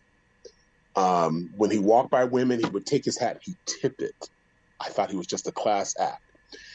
When his daughters and his wife got in, his sons opened the door for them and then closed the door. Of course, a lot of the Black men made fun of him, but the women loved him. And like, how are you today? And he took his hat. And I said, I want that. Even though... How can you not like that? Yeah, but remember that, we still call them squares today. It's like, I mean, can you imagine your friends, people you grew up with, same thing for Austin, having this kid, and I know Austin, I know his background, but having one of his friends tip his hat when he walks into a room in the 1980s and 90s. They would have laughed at him, made fun of him, like, what's up with him? What's up with your boy? Tipping his hat, opening the door, how are you today? This man was like that. Even the pastors, the preachers look at him like, but the women were like, hi, Mr. His name was Mr. Arton. I think that was his name. And he would go, hi, Mr. And they just loved him. They'd fall all over him. And Oscar brought his hat. But I thought he was so classy. When I was going to school,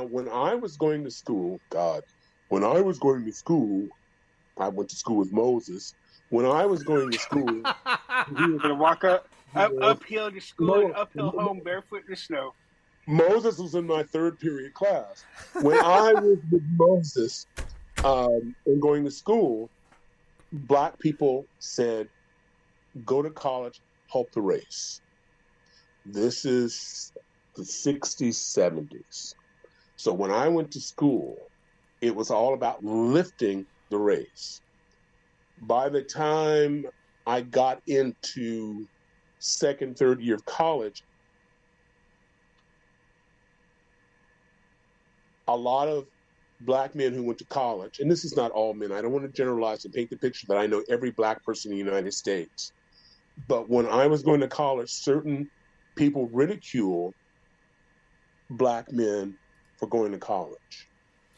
I mean, that... you were called an egghead. You were called, once again, someone trying to be white or trying to assimilate. And I think it's hurt the culture. I think it's hurt the community as a result of that. But I had somebody come in and say, I said, well, what do you want to do? Well, I moved to college. One, I wanted to get out of San Francisco. I wanted to get out of the Bay Area. I just wanted to be an adult and be free. Nobody could tell me what time to go to bed, the whole 9 yards. I just wanted my freedom, and then later on discovered that freedom was harder than I thought, and I needed to borrow money from them. Yeah. And it made you so tired that you wound up going to bed early anyway. Right, and I spent most of my early years going, it's not fair. I'm working four jobs, and I'm giving blood out of my arm, and they're driving new Corollas, and I'm going to school and bust my ass, and they're just cruising, majoring in cafeteria, because every time you went through the cafeteria, there they were. Hey, you want to play a game? No, I got class. Okay. You know, but I love the kids major. We don't know where they are today, but they used to major in cafeteria. Because every time you walk through, they were in the cafeteria going, like, you know, it's basically like, I'm lonely. You want to sit here and talk to me? There were some people like that where Austin and I used to work that they basically their career choice was ping pong. Oh, yep, absolutely. Yep, I'm sure, and they're good at it today. Probably have, you know, arthritis a little bit from the wrist, but it was a time, and I see that today, because part of my retirement is I want to go back to school because I want to stay fresh. You know, I don't want to be one of those going like, how do you turn this damn phone on? I don't want to be that guy. I know. That's funny. We just kind of went through that. I was putting up a notification on our Discord page. I was just about to circumspectly talk about that. who are not part of our Discord yet, if you go to mimental.net, at the very top right-hand corner, you're going to see a little alien-like character. Go ahead and click on that. That is an invite to our Discord server. Become part of the family. And when we have announcements, that's where we do it. Because it's the most convenient way for us to be able to reach you immediately. And I try to put up an announcement, and I put one up that we're going to probably run about 15 minutes late. And he texts me and says, hey, make sure you at everyone. And I said, I don't know how to at space everyone. He's like, just like that without the space. I was like, all right. He's like becoming that guy. Yeah, and then he said, "I'm the boomer. Don't tell anyone." Yeah, I'm becoming the boomer. Hey, you told on yourself. I don't have to tell anyone.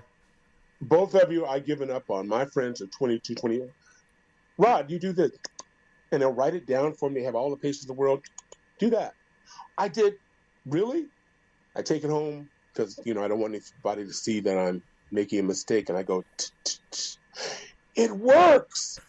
I'm 22. I can't believe I've actually can access my pictures now. I am a talent. No, actually, what's funny is at the end of that chat of ours, I said, "Don't tell anybody I'm in IT." Yeah. In my defense, IT is not social. It has nothing to do with social media. And also, IT, you get kind of specialized in certain areas. You don't know everything about everything. You don't even know a little bit about everything. You know a little bit about a lot of things. Yep. You get really, really good at research and how to do things. Your Google foo gets strong. Oh, yeah. I'm like a 13-degree black belt in Google foo. In fact, you knew. Actually, what's funny is that Bo and I, we were talking about how we went through the questionnaire. Because I'm going to start donating plasma. And the questionnaire had... and there was this question... And one of the questions in the questionnaire was, have you been to, like, Ireland, the Falkland Islands, Isle of Man, France, and a few other countries? Very specific between 1983 and 1996. And I was like, that is frighteningly specific. And we were talking about it. I was like, why? I wonder why they did that. I'm like, we're talking on the internet. Let's pull up a browser. Yep. Yeah. It turns out it was because of Creutzfeldt-Jakob disease. It causes. Say that in English again. Yeah, no, it's Creutzfeldt-Jakob disease, CJD. And that's English. Yeah, it causes spongiform encephalitis. It basically means it turns your brain into a sponge by punching holes in it. It is a prion. Another name for it. The bovine version of it is known as mad cow disease. There's anthrax, but that's all bad. Yeah, but it's a protein. It's not a virus. It's not a bacteria. It's not a mold. It's not a spore. It's not an amoeba. It's not a parasite. It's a protein. And if you have, it's get back to our guest. Yeah. So one of the things that E and I have talked about offline quite a bit is we are the kings of getting lost on side tracks. And I do it way too much myself. Every once in a while we'll see a chat from each other going, topic. Yeah, for sure. One of the things that we talked about pre-show that you had an interest in, you started to talk about it earlier, was about, and you said, and you let our audience know that you currently work with homeless people, and it's engaging with them, and what is it that you do with homeless people? Why is it that you do those things? Yeah, and you started touching about that. And where do you think, how do you think mental health is impacting the current homeless population? It's horrific. It's horrific in this country. It started when I was a kid. There's a mental hospital in Napa, a large mental hospital. Ronald Reagan cut funds when he was governor of California. Those funds have never been replaced. That's when California probably had 12, 13 million people. The homeless, funding for the homeless, I was on another podcast a few weeks ago, and we were talking about the Ukraine. This country and Europe have invested billions into keeping Ukraine safe. And I will imagine once this war is over, when it's over, this country will spend billions helping the Ukraine rebuild affordable homes, high-rise affordable homes that are available in China, available in the Philippines, available in London. Gavin Newsom just gave us, you should have a check any moment now if you haven't gotten your check, a refund check. I'd like to see that money, instead of sending me $350, which is cool. I'll find something in Amazon to buy. But wouldn't that money be better spent for housing? Wouldn't that money be better spent for mental health? Because every state, every police department, every social service, not in California. I've seen homeless people in Portland, Maine. Oh, wow. Did you know? I'll ask you two questions. Did you know it is against the law in 70 cities, United States, to give a homeless person a sandwich? Oh, wow. I knew that there were a number of places. I didn't know it was 70, though. I knew there were statutes about like pop-up soup kitchens and stuff like that, but I didn't know it got so granular as to, because if I see somebody who's, say, panhandling, like up here in Grass Valley, somebody, and I do it, there's an older lady who panhandles sometimes up here in Grass Valley, and she's right outside of the local McDonald's. Not that I need to be eating that garbage, but whenever I go in, I'll drive by her. I have to drive by her, do a U-turn because she's always on the wrong side. But I'll pull up and ask her, are you hungry? Can I get you something to eat? And I always try to get her something to eat. People need to eat. You could be violating an ordinance in Grass Valley, and that fine will start, depending on the city, will start as low as $50 and as much as $300. And none of it goes towards the homeless population. It never goes to the homeless.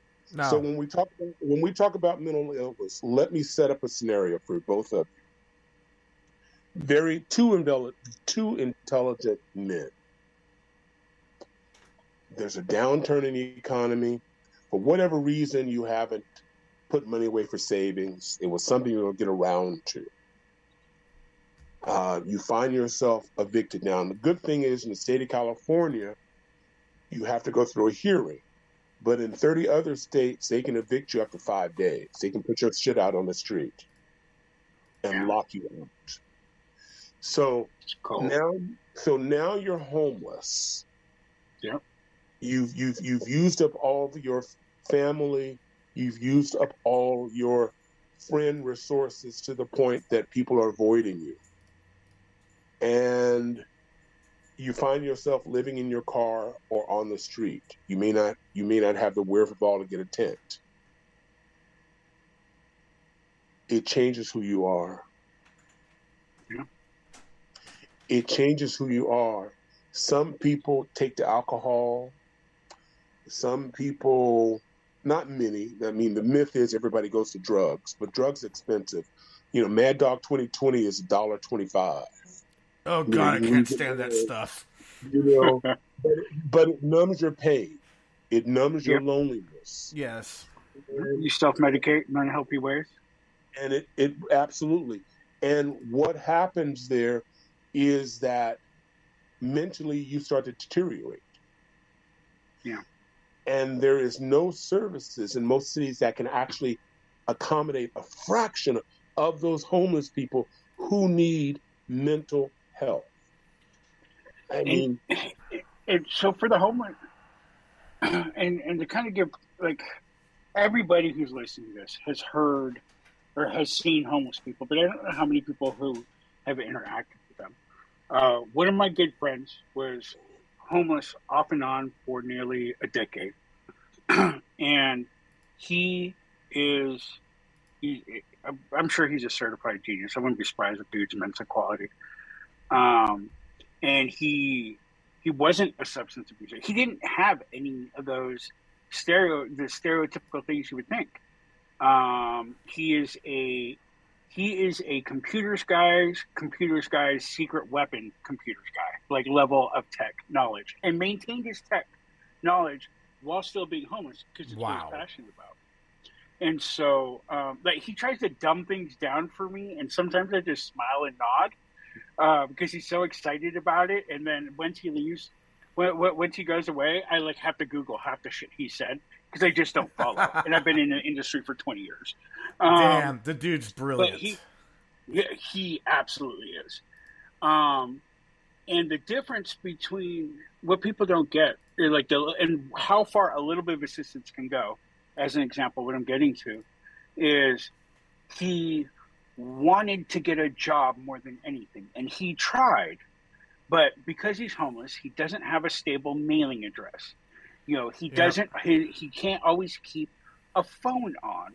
He has to be able to shower before he goes to an interview, if he can get an interview in this insane market. I couldn't imagine if it was today, let's go ahead and talk about keeping clothing clean when you are constantly on the move. And okay, you have a bag, you keep it clean. Awesome. How are you going to keep it without wrinkles when a cop is going to come and kick you in the middle of the night and tell you to move your shit, being completely unempathetic when you're just trying to get some solid sleep? Mm-hmm. And the difference between him being homeless, literally sleeping under a bridge at one point, to getting a job was, I think it was 10 days. I was like, come and get ready at my house, shower at my house, I'll steam your clothes, let's buy you.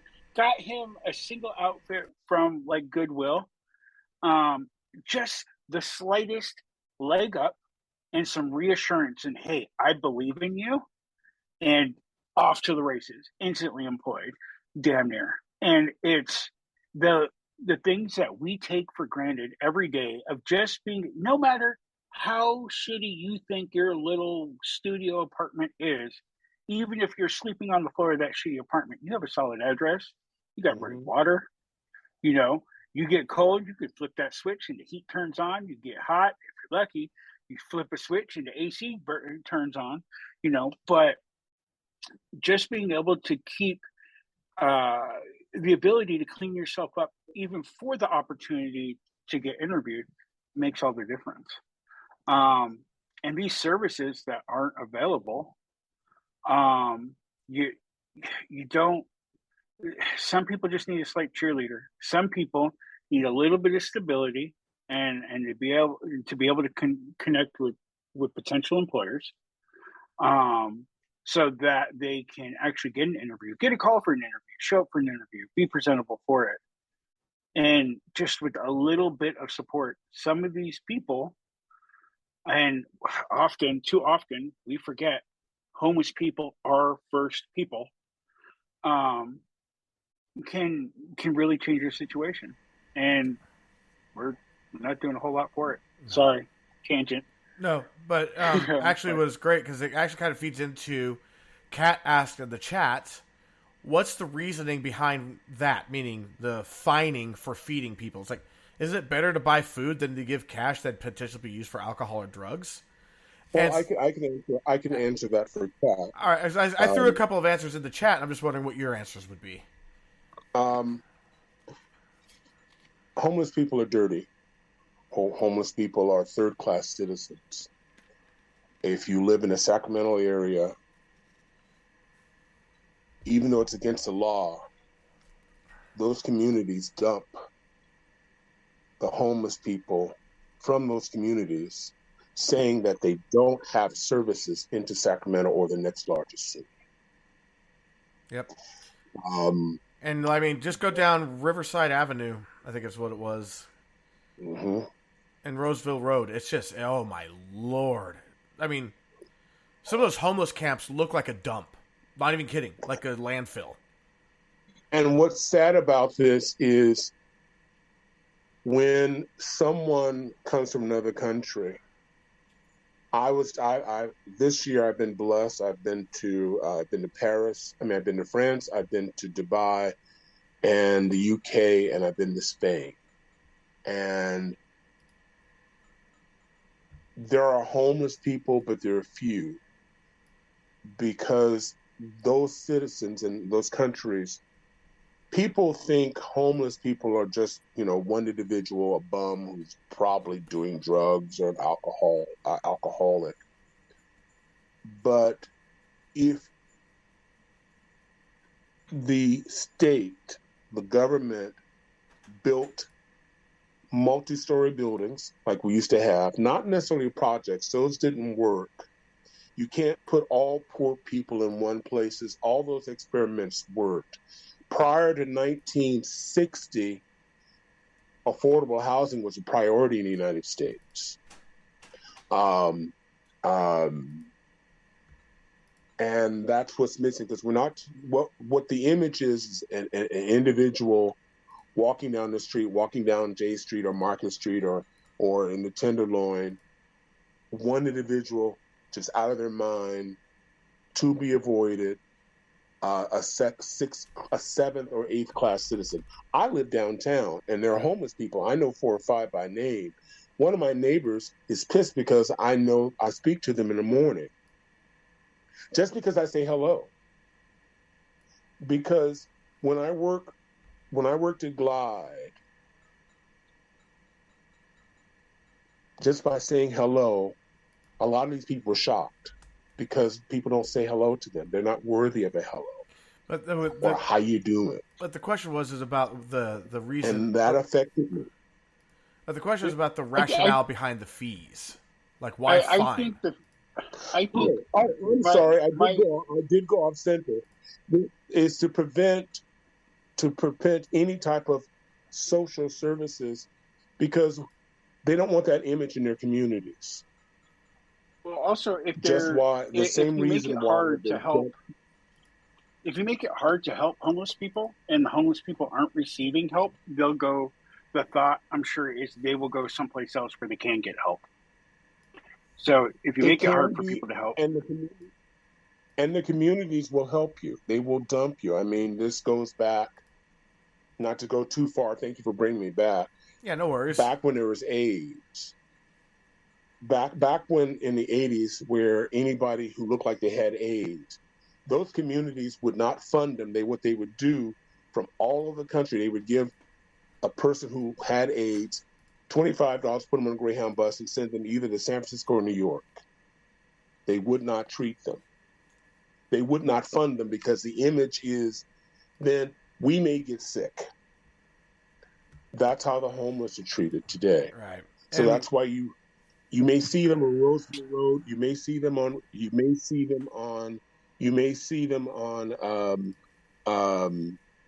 Riverside, but you won't see them too far into the pocket. You won't see them in the new subdivisions in Folsom, in Roseville, the communities. And because if you help one person, remember, if you give this one or two people a sandwich, because people do that all the time, especially where I live. There's right behind the Greyhound station, there's a gospel mission. And when at night, people will make sandwiches for them. Word gets out that somebody's getting free. So next thing you know, there's a line of people waiting for you to show up again. The suburbs don't want that. So we're gonna disabuse you from doing that by charging you a fine should you want to give somebody a sandwich. Yep, that's kind of what I did. They don't want a line of people in their communities. Right, and like I said in the chat, they'll try to give reasoning that sounds kind of reasonable, like they become dependent, like a bear can, to handouts, or we don't know if the food you're giving them is safe. That's what health inspectors are for, and they haven't been able to check you. And they'll use these excuses, but they're excuses. Absolutely. It's like that. My kid's favorite book. If you give a mouse a cookie. I freaking love that book. Yeah, my kids used to like that. I used to read all the time. People believe if you give one person a sandwich, there'll be other people. Yeah. And I'm over here in Granite Bay. I've spent a few $1 million. I don't want to see 4 of those dirty people in my community. I don't want to see 4.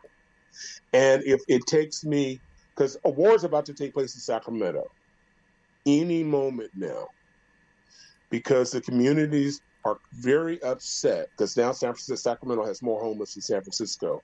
So a war is going to take place. They're going. San Francisco's a teeny tiny place.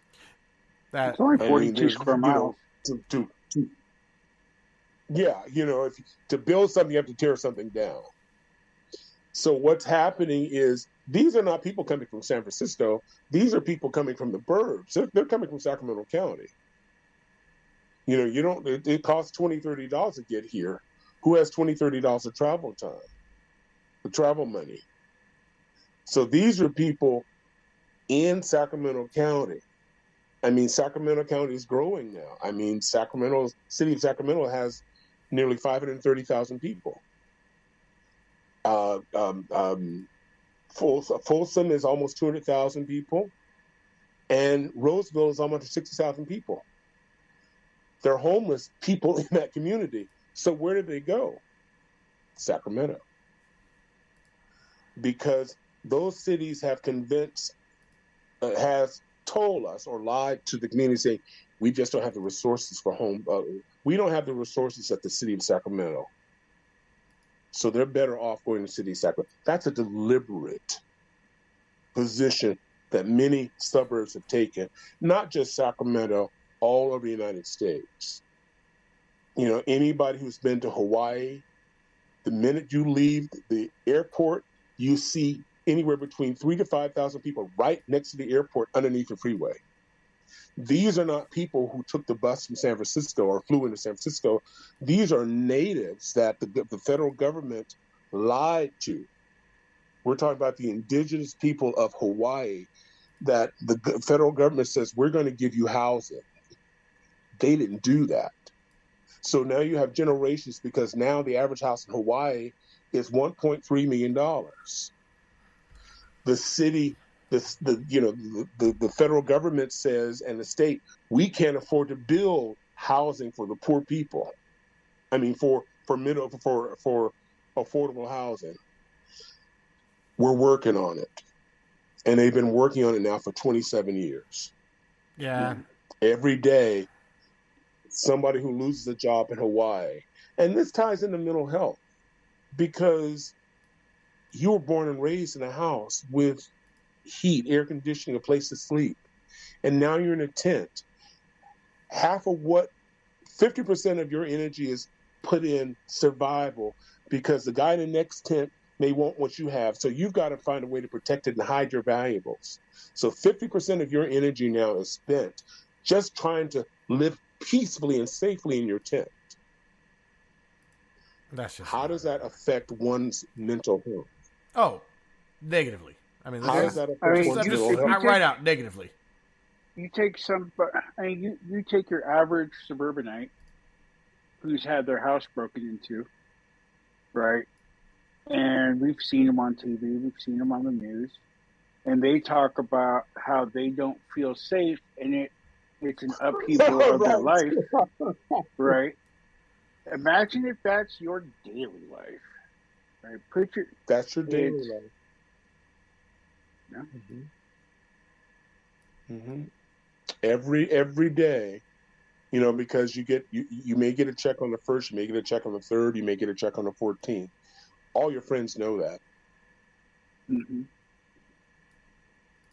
Yep. Some of you are lucky enough to maybe have a bank account. And how many of those people who are friends are actually friends, right? Or they're just trying to use you? Oh, it's like when you win the lottery, all of a sudden you have 800 aunts and cousins. Right. And Sarah uncles said and, in chat, there's so many creative housing solutions out there that we should be leveraging, and we aren't. And it's true. Tiny homes. No, because it's not a priority, but it will be. I mean, it will be a priority. I just want to see tiny homes for the veterans. Let's start there. Yeah. The people that served our country, came back broken, and our government said, "Thank you for your service. Have a nice day. Here's the street." Yep. Yeah. And I don't like it too political, but this is one area I will always get political. The treatment of our vets. Absolutely right. And they are treated horribly because the medical professionals don't have to be certified. The people who treat them, they're not required to have the same certification that you and I would have at a county hospital.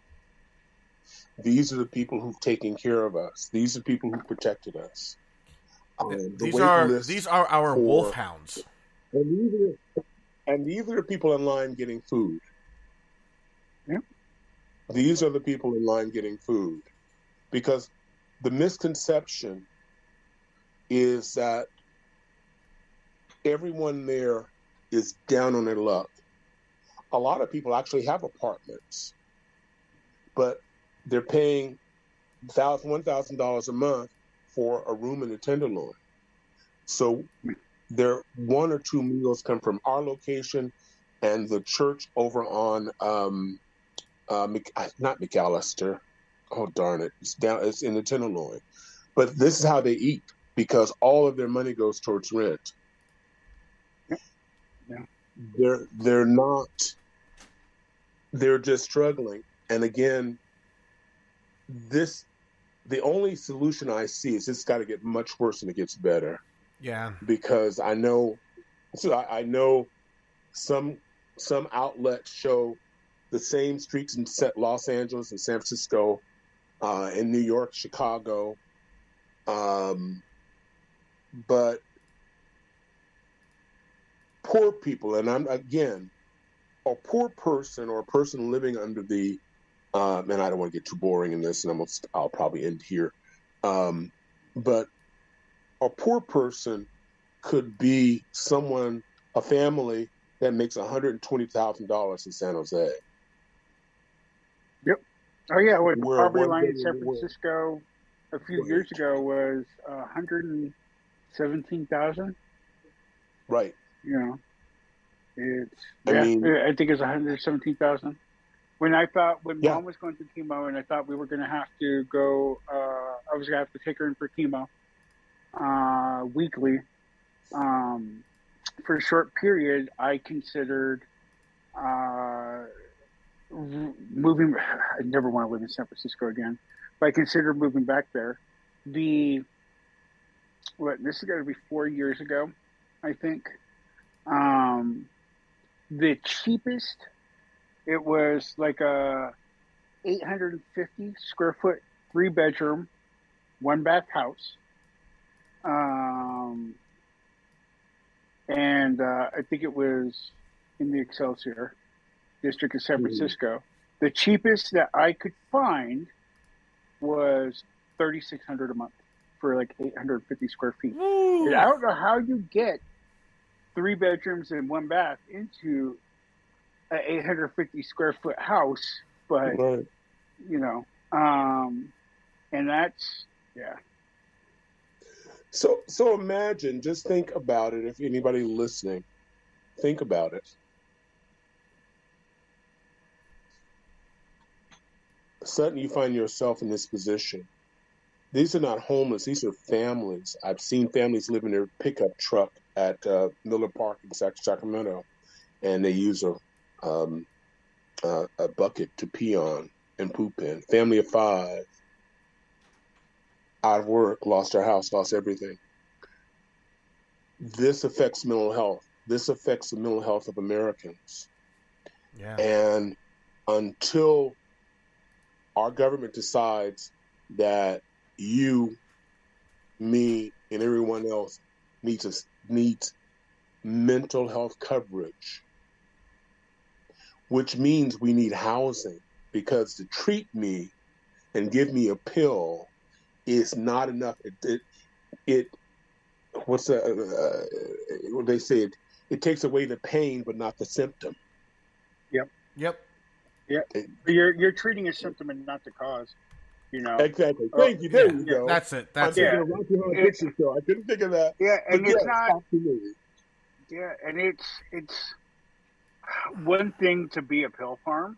It's another to also give people the tools to succeed. Right, and you need all of those. It's you need the building, and then you need support, but you need both. You just can't have, you have a bipolar person on the street, and he can't get access to his mail, so somebody gives him meds, but next month he won't get pills again. Yeah, and it's even there's no source. There's not a source. This is depressing as hell. But this is the truth in America. Even conceptually removing homeless from this conversation. If you have a psychiatrist, you go and I had some childhood trauma, and I have triggers that will cause anxiety. If that psychiatrist just gives me Xanax or whatever for those acute anxiety attacks, but never talks to me about what to do, how I can try to avoid situations where I may be triggered, situational awareness, doesn't teach me how to meditate or try to talk myself down from them. And they just give me pills, they aren't really helping me, right? No, but you can't. That's trying to fix a problem with money and not with effort. And that's also like, say you sprain your ankle, you go to the doctor. The doctor's all, here's some aspirin or some painkillers. Here's an opiate, or opioid. You're not actually fixing the ankle. It needs a brace. It needs rest. Yep. It needs ice. It needs compression. It needs elevation. It needs ongoing treatment. Right. And if you're just giving pain pills, ongoing for sure, you're not actually caring about there's no compassion there. There's no caring. No. And what's going to happen is that you're going to walk around on a sprained ankle, and you know what? It's going to stay injured because a sprained ankle is super easy to re-injure. Which means you'll have to take more pills. Yeah. And possibly become addicted to that pill. I mean, and I was just giving a physical example of what the mental health is, kind of how our mental health system is. And that's exactly that. It's the same thing with our homeless population, right? It's kicking them down the road. Exactly. You can apply all that to helping people get off of the street. It's ongoing help, not just here's a house, here's a 1-month voucher, good luck. It's not just here's some pills, so you don't have a whatever episode. It's providing tools. It's supporting them. Hopefully, it won't end up long term, but if need be, long term, and helping them reacclimate into a life where they're become a productive member of society again. And that's just, and not even touching on the fact that after somebody who has been homeless long term, in different ways, but it's like vets who have come home from multiple deployments. They need to learn how to reacclimate into what what the normal non-war-torn society is like. People who are long-term, people who are long-term homeless need to. It's not just getting them off of the street; it's helping them survive in a world where they're no longer, their day-to-day cycles of life aren't surrounded around just pure survival and interacting with homeless, but with different people. Even teaching them not to be surprised about being treated with respect when they don't appear as they did maybe just even a month ago can be a world of difference. Yeah, and I've said it before and I'll say it again. Our government is great at training someone to be a soldier. Why haven't they put any effort into training soldiers how to become civilians again? You ripped them out of the civilian world. Put them back. Put them back how you found them. Sarah says, institutionally it's called turfing. Not my problem. Send them over there. Our systems have become adept at admin and woefully inadequate at their actual functions. Yeah. Yeah. Yeah, I do see something on the horizon. The problem is, will the communities adapt that? There are now in most major cities, due to COVID and people working from home, you have office buildings that are empty. There are 3 in Denver. There is one in Portland, Oregon. Just go to Sunnyvale in California, by San Jose. Go down the road that's known as Cisco Road. All of these old, abandoned Cisco buildings where they, instead of retrofitting with their new technology, they built a whole new building. And then they move operations. About a dozen empty office buildings. Just sitting there. Problem is the community. It goes back to that, and I forgot. It was an acronym, but it's basically not in my backyard. The image, part of the problem with homeless, and always has been, is homeless are disproportionately placed in poor neighborhoods, neighborhoods that are struggling, and the reason they're put in poor neighborhoods is that those people are not going to City Hall to complain about a homeless shelter being put in their neighborhood. Sacramento, the people who live in Midtown and the people who live in South Sacramento fought, and they successfully fought the city from putting small houses under the freeway. Yeah. And I mean, what's the harm in tiny homes under the freeway? Because of the people, the image of the people, and the. But I mean, optics. And then that comes down to, don't tell me that you're a compassionate person if you were actively against this. Well, I'm compassionate as long as you put him someplace else. Yeah, that's not how compassion actually works. I really, I want to help the poor. I'm really concerned about the poor. As long as you don't do it kind of close to me. Can't you put them over, maybe say by the dump over here? Because I'm afraid of these people may come in the neighborhood, and some of them are actually crazy. They may attack my kids. They may bring down the values of my home. Yeah, never mind the fact that the guy that just bought the house and moved in next door to you, he's a serial killer. Right. Well, you never know. You just never know. He's not bringing down my property values. Not yet. Not until he's caught.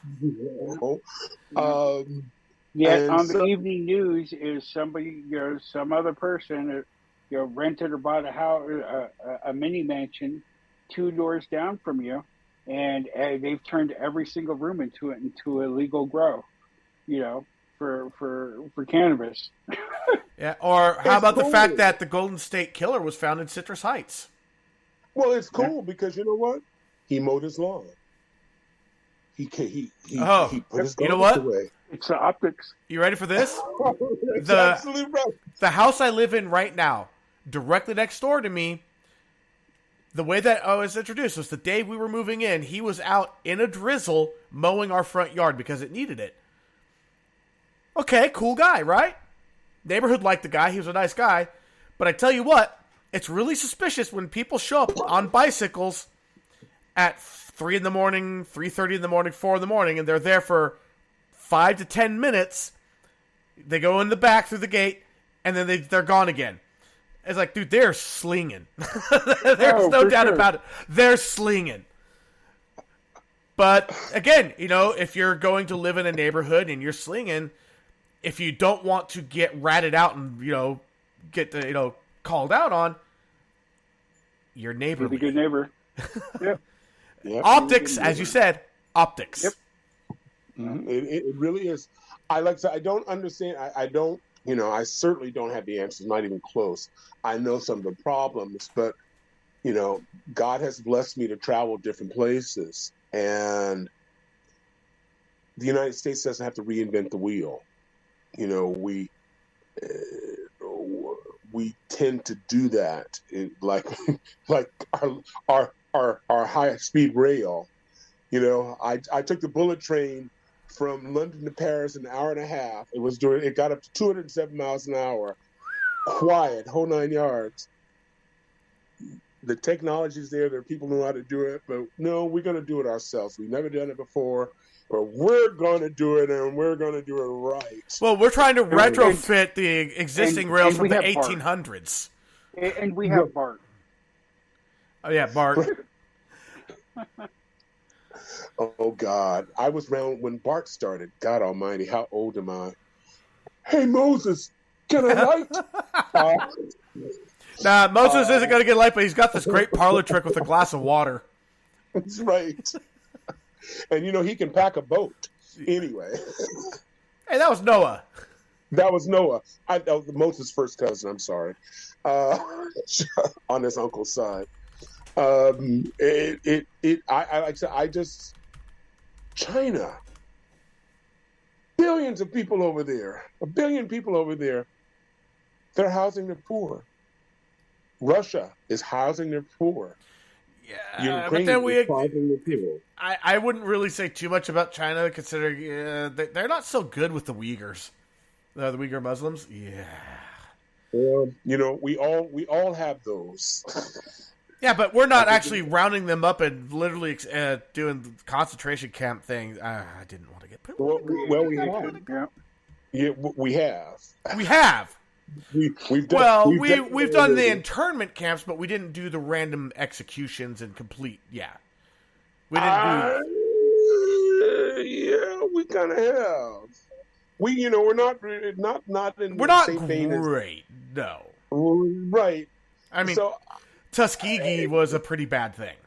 Exactly. And so, that's why.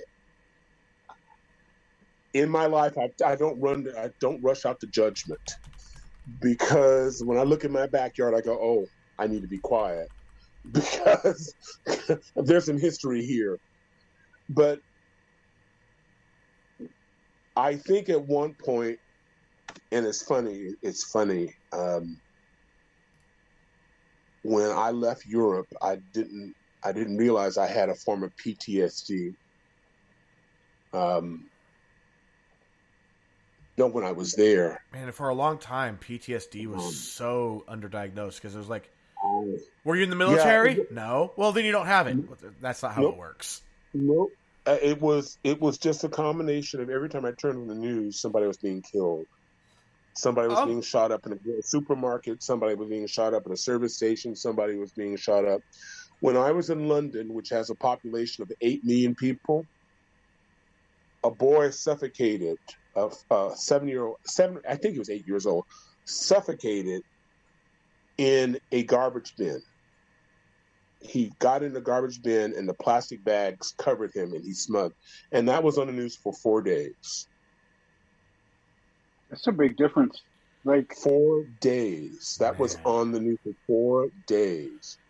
So I was in Omaha, Nebraska for 1 week, working for a hospital at that time.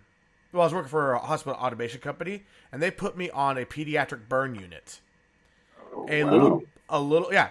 It's not just a burn unit, a pediatric burn unit. Yeah. I had no choice, so I made the best of it, and actually, I found that I could do it. But my first night, I was doing the graveyard shift. It was either my first or second night there. This boy was brought in. Same age as my now 21-year-old daughter. At the time, 5. Boyfriend put him in a tub of scalding hot water. He was 80% covered. It was like 80 or 90% covered in third-degree burns. Now, here's the thing about third-degree burns. Every 1% you're covered is a 1% chance you're going to die. So he had an 80 to 90% chance he was going to die. They didn't think he was going to... Type of shit's going to make me go to prison. Yeah. He wasn't supposed to survive to the hospital. He did. He wasn't supposed to survive the surgery. He did. He wasn't supposed to make it throughout the night. He crashed 3 times, but he did. I watched that mother come in. I have never seen a soul so shattered in my life. The police had to keep her away from the boyfriend because, she was going to murder him. That was her baby. She trusted him. She went to the store and came back, and her son wasn't going to make it. He did not make it throughout the next day. I went back in the next night, and he was gone. That traumatized me. Oh, for sure. But it does. You know how much news coverage that got? It got mentioned in a little 10-minute blip on the local news once.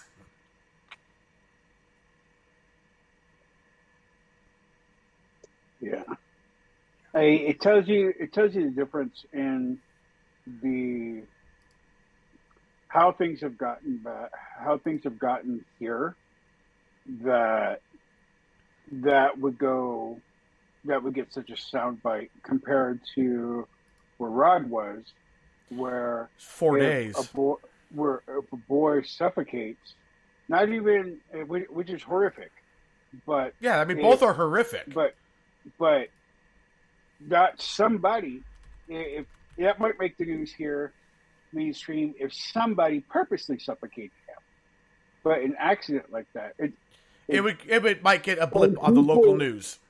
Maybe. And people were all over the UK were in tears, just in tears, and I remember after that guy killed somebody at the supermarket, and I went to Safeway, and there was a pop.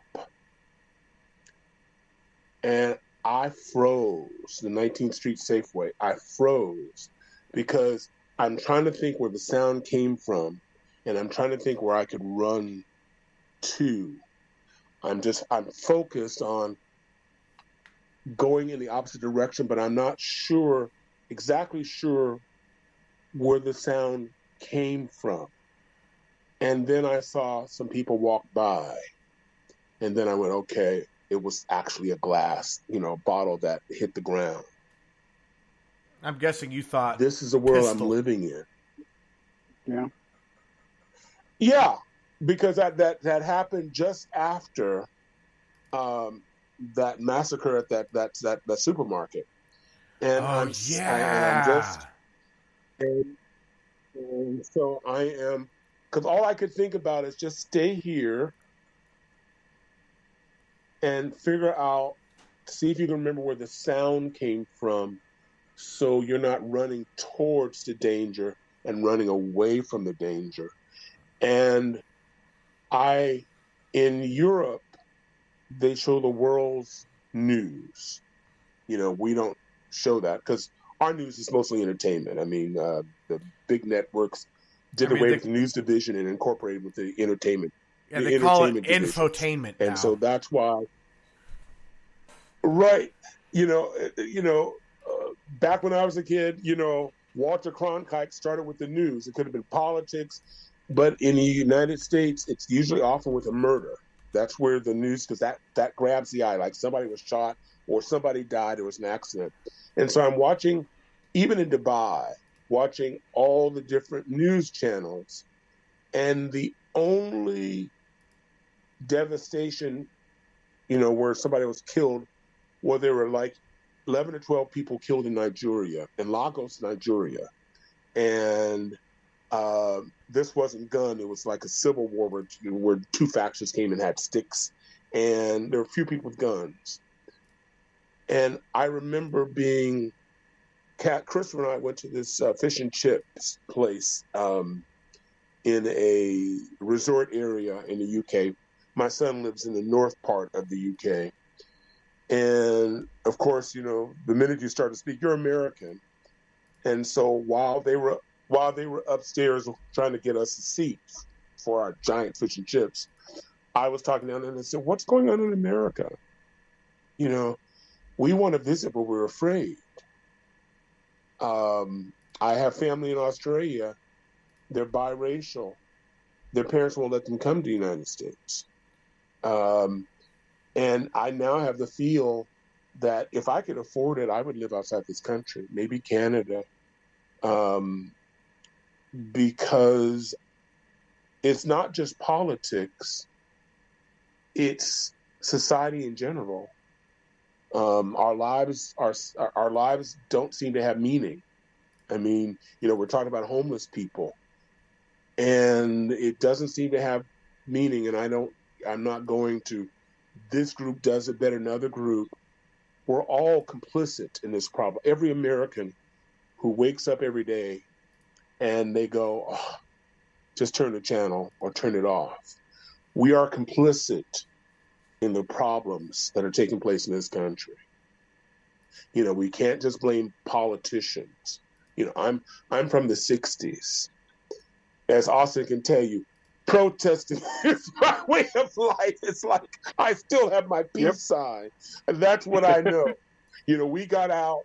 We got out in this. I used to cut school because I had my AM transistor radio, and Nixon would come on, and anytime Nixon said anything about Cambodia and Vietnam, you knew Berkeley was on it.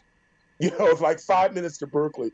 Telegraph Avenue for 10 years, every building was boarded up for 10 years. Like, why take this board down and put a window up when 15 minutes after we put it up, it's going to be broken again?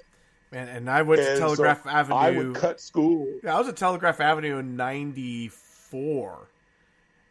And it was just a janky place. And janky as in like how Midtown uses the term janky. Yes. Best food in the area, because the food was amazing. When I travel on a budget, I eat where the kids eat. What was that? Oh, looks like he froze. Rod froze. Had dropped off earlier. Rod had dropped off earlier due to some connectivity issues. Yeah, we only have about 15 minutes left anyway, so. Yeah. If he comes back, we could go ahead and wrap it up. If he doesn't come back, damn it. I like him. I really, really like him. Yeah, Rod is a wealth of knowledge, and has done a lot for his fellow human. I would say so. His fellow humans. He has. He even, because he wanted to help people. I don't think he'd bring it up, but at one point he had considered running to be mayor of Sacramento. Oh, I would have voted for him. Look like Rod's back. I was just busting you out, saying at one point you were considering running for mayor of Sacramento. Who, me? Yeah, you talked about it back when I was in high school. Oh,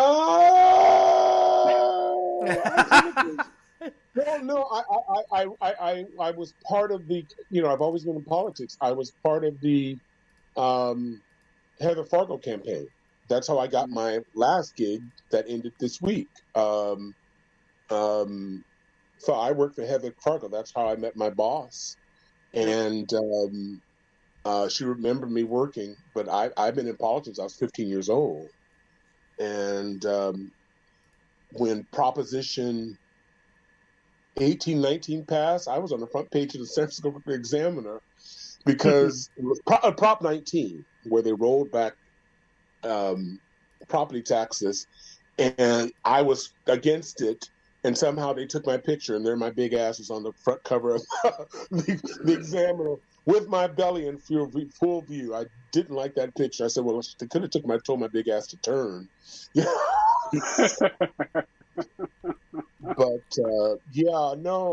I think I'm out. I think I'm too outspoken to be a politician. I don't think. Jerry Brown was the last Aries who was a semi-good politician. But I don't think Aries are good politicians because we can't hold it in. No, we can't. But we were just talking about. We were just talking about. We're just about at 3 hours, and that is the limit of our show. Okay. But this has been an amazing episode. I'm glad you were able to make it. It looks like the people in chat are too. And he's had some fun things to say about you. You have some fun. You have some fans here. I think we're all ready to vote Rodfather916. Yeah, I absolutely would vote for you. Yeah. Rod, you want to go ahead and plug your blog or anything? Yeah, go ahead and plug yourself, man. I'm on pretty much all formats. The Rodfather916. I'm on YouTube, which is serious. I'm on TikTok, which embarrasses my kids. One of the joys of parenthood. Yeah. My youngest kids love that I'm on TikTok. My older kids can't stand it. Oh God, Cassie's okay with it. The other ones kind of go, we don't know. No, I just say that like you're still on TikTok, yeah, cringe. Yeah, and now that I have extra time, I have a huge imagination, so there could be mild nudity. We can connect to stretch marks. My case, it would go on for hours. Trust me. I could keep you busier than any 1,000-piece puzzle. Let me tell you. And I'm also on Instagram, Rodfather916. I just did a thing about Kanye West, a 2-minute thing for Kanye West. But what about so you have a long-standing blog. What's your blog? Oh, God, thank you. Sacramentoville Post, which has been dormant, but now it is, that's what I was working on a day in my computer. I did all these pages and it went, no, you're going to do it again. And so that was my nap time. But yeah. I want to thank you too for having me on. I really appreciate it. Definitely. No, you look. We don't give these out very often, but you have a standing invitation to come back anytime. You just let us know if we will make room for you if we have to. Well, just call me, and if anybody, they're witnesses, they said that they don't know what they're in for.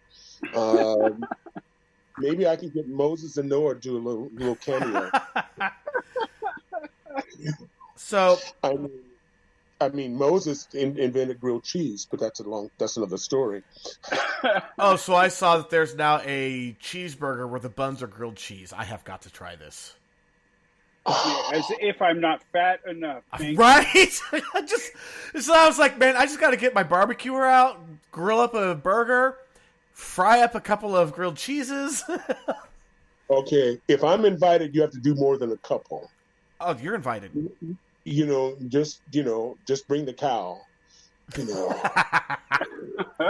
So and a small Diet Coke because I'm watching my weight.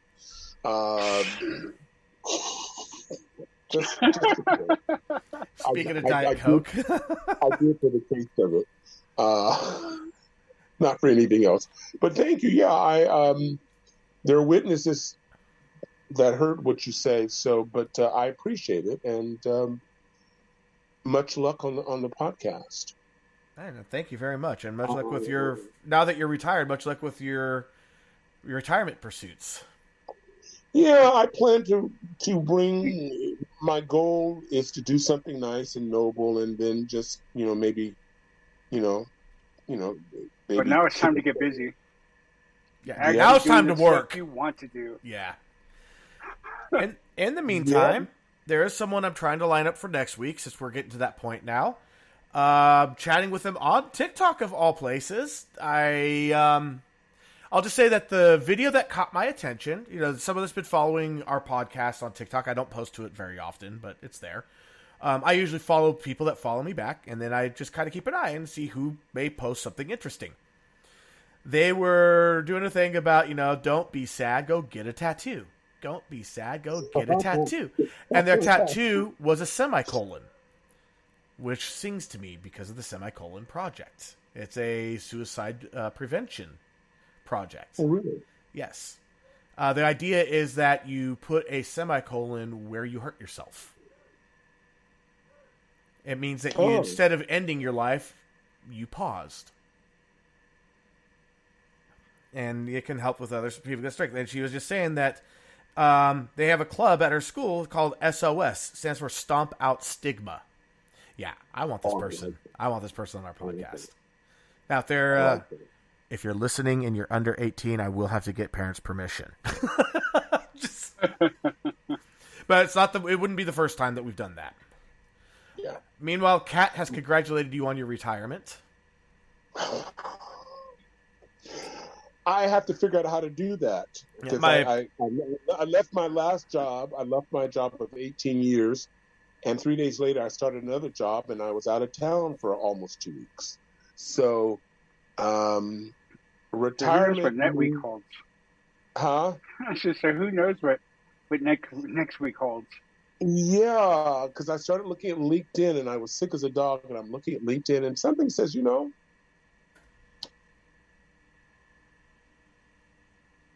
this is not working.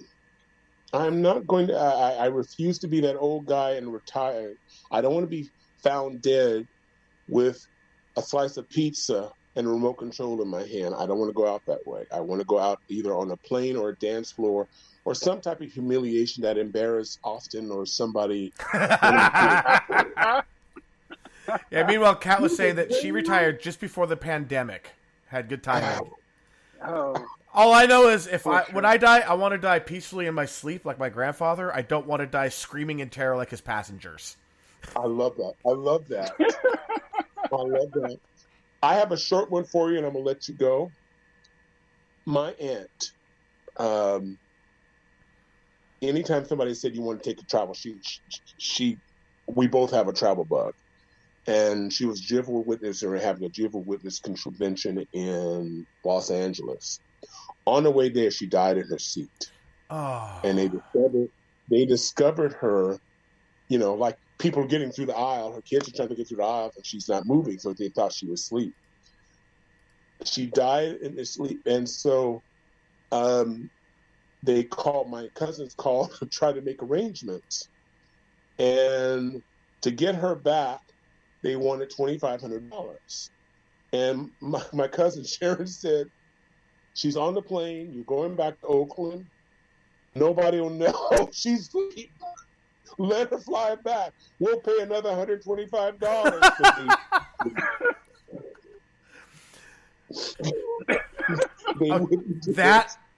She's not bothering anybody. You don't have to give her any crackers or some water. Right, and it's not like there's going to be any decomposition in a flight. Okay, that's funny. That's hilarious. All right, all that said, we will catch you guys next week. I'm E.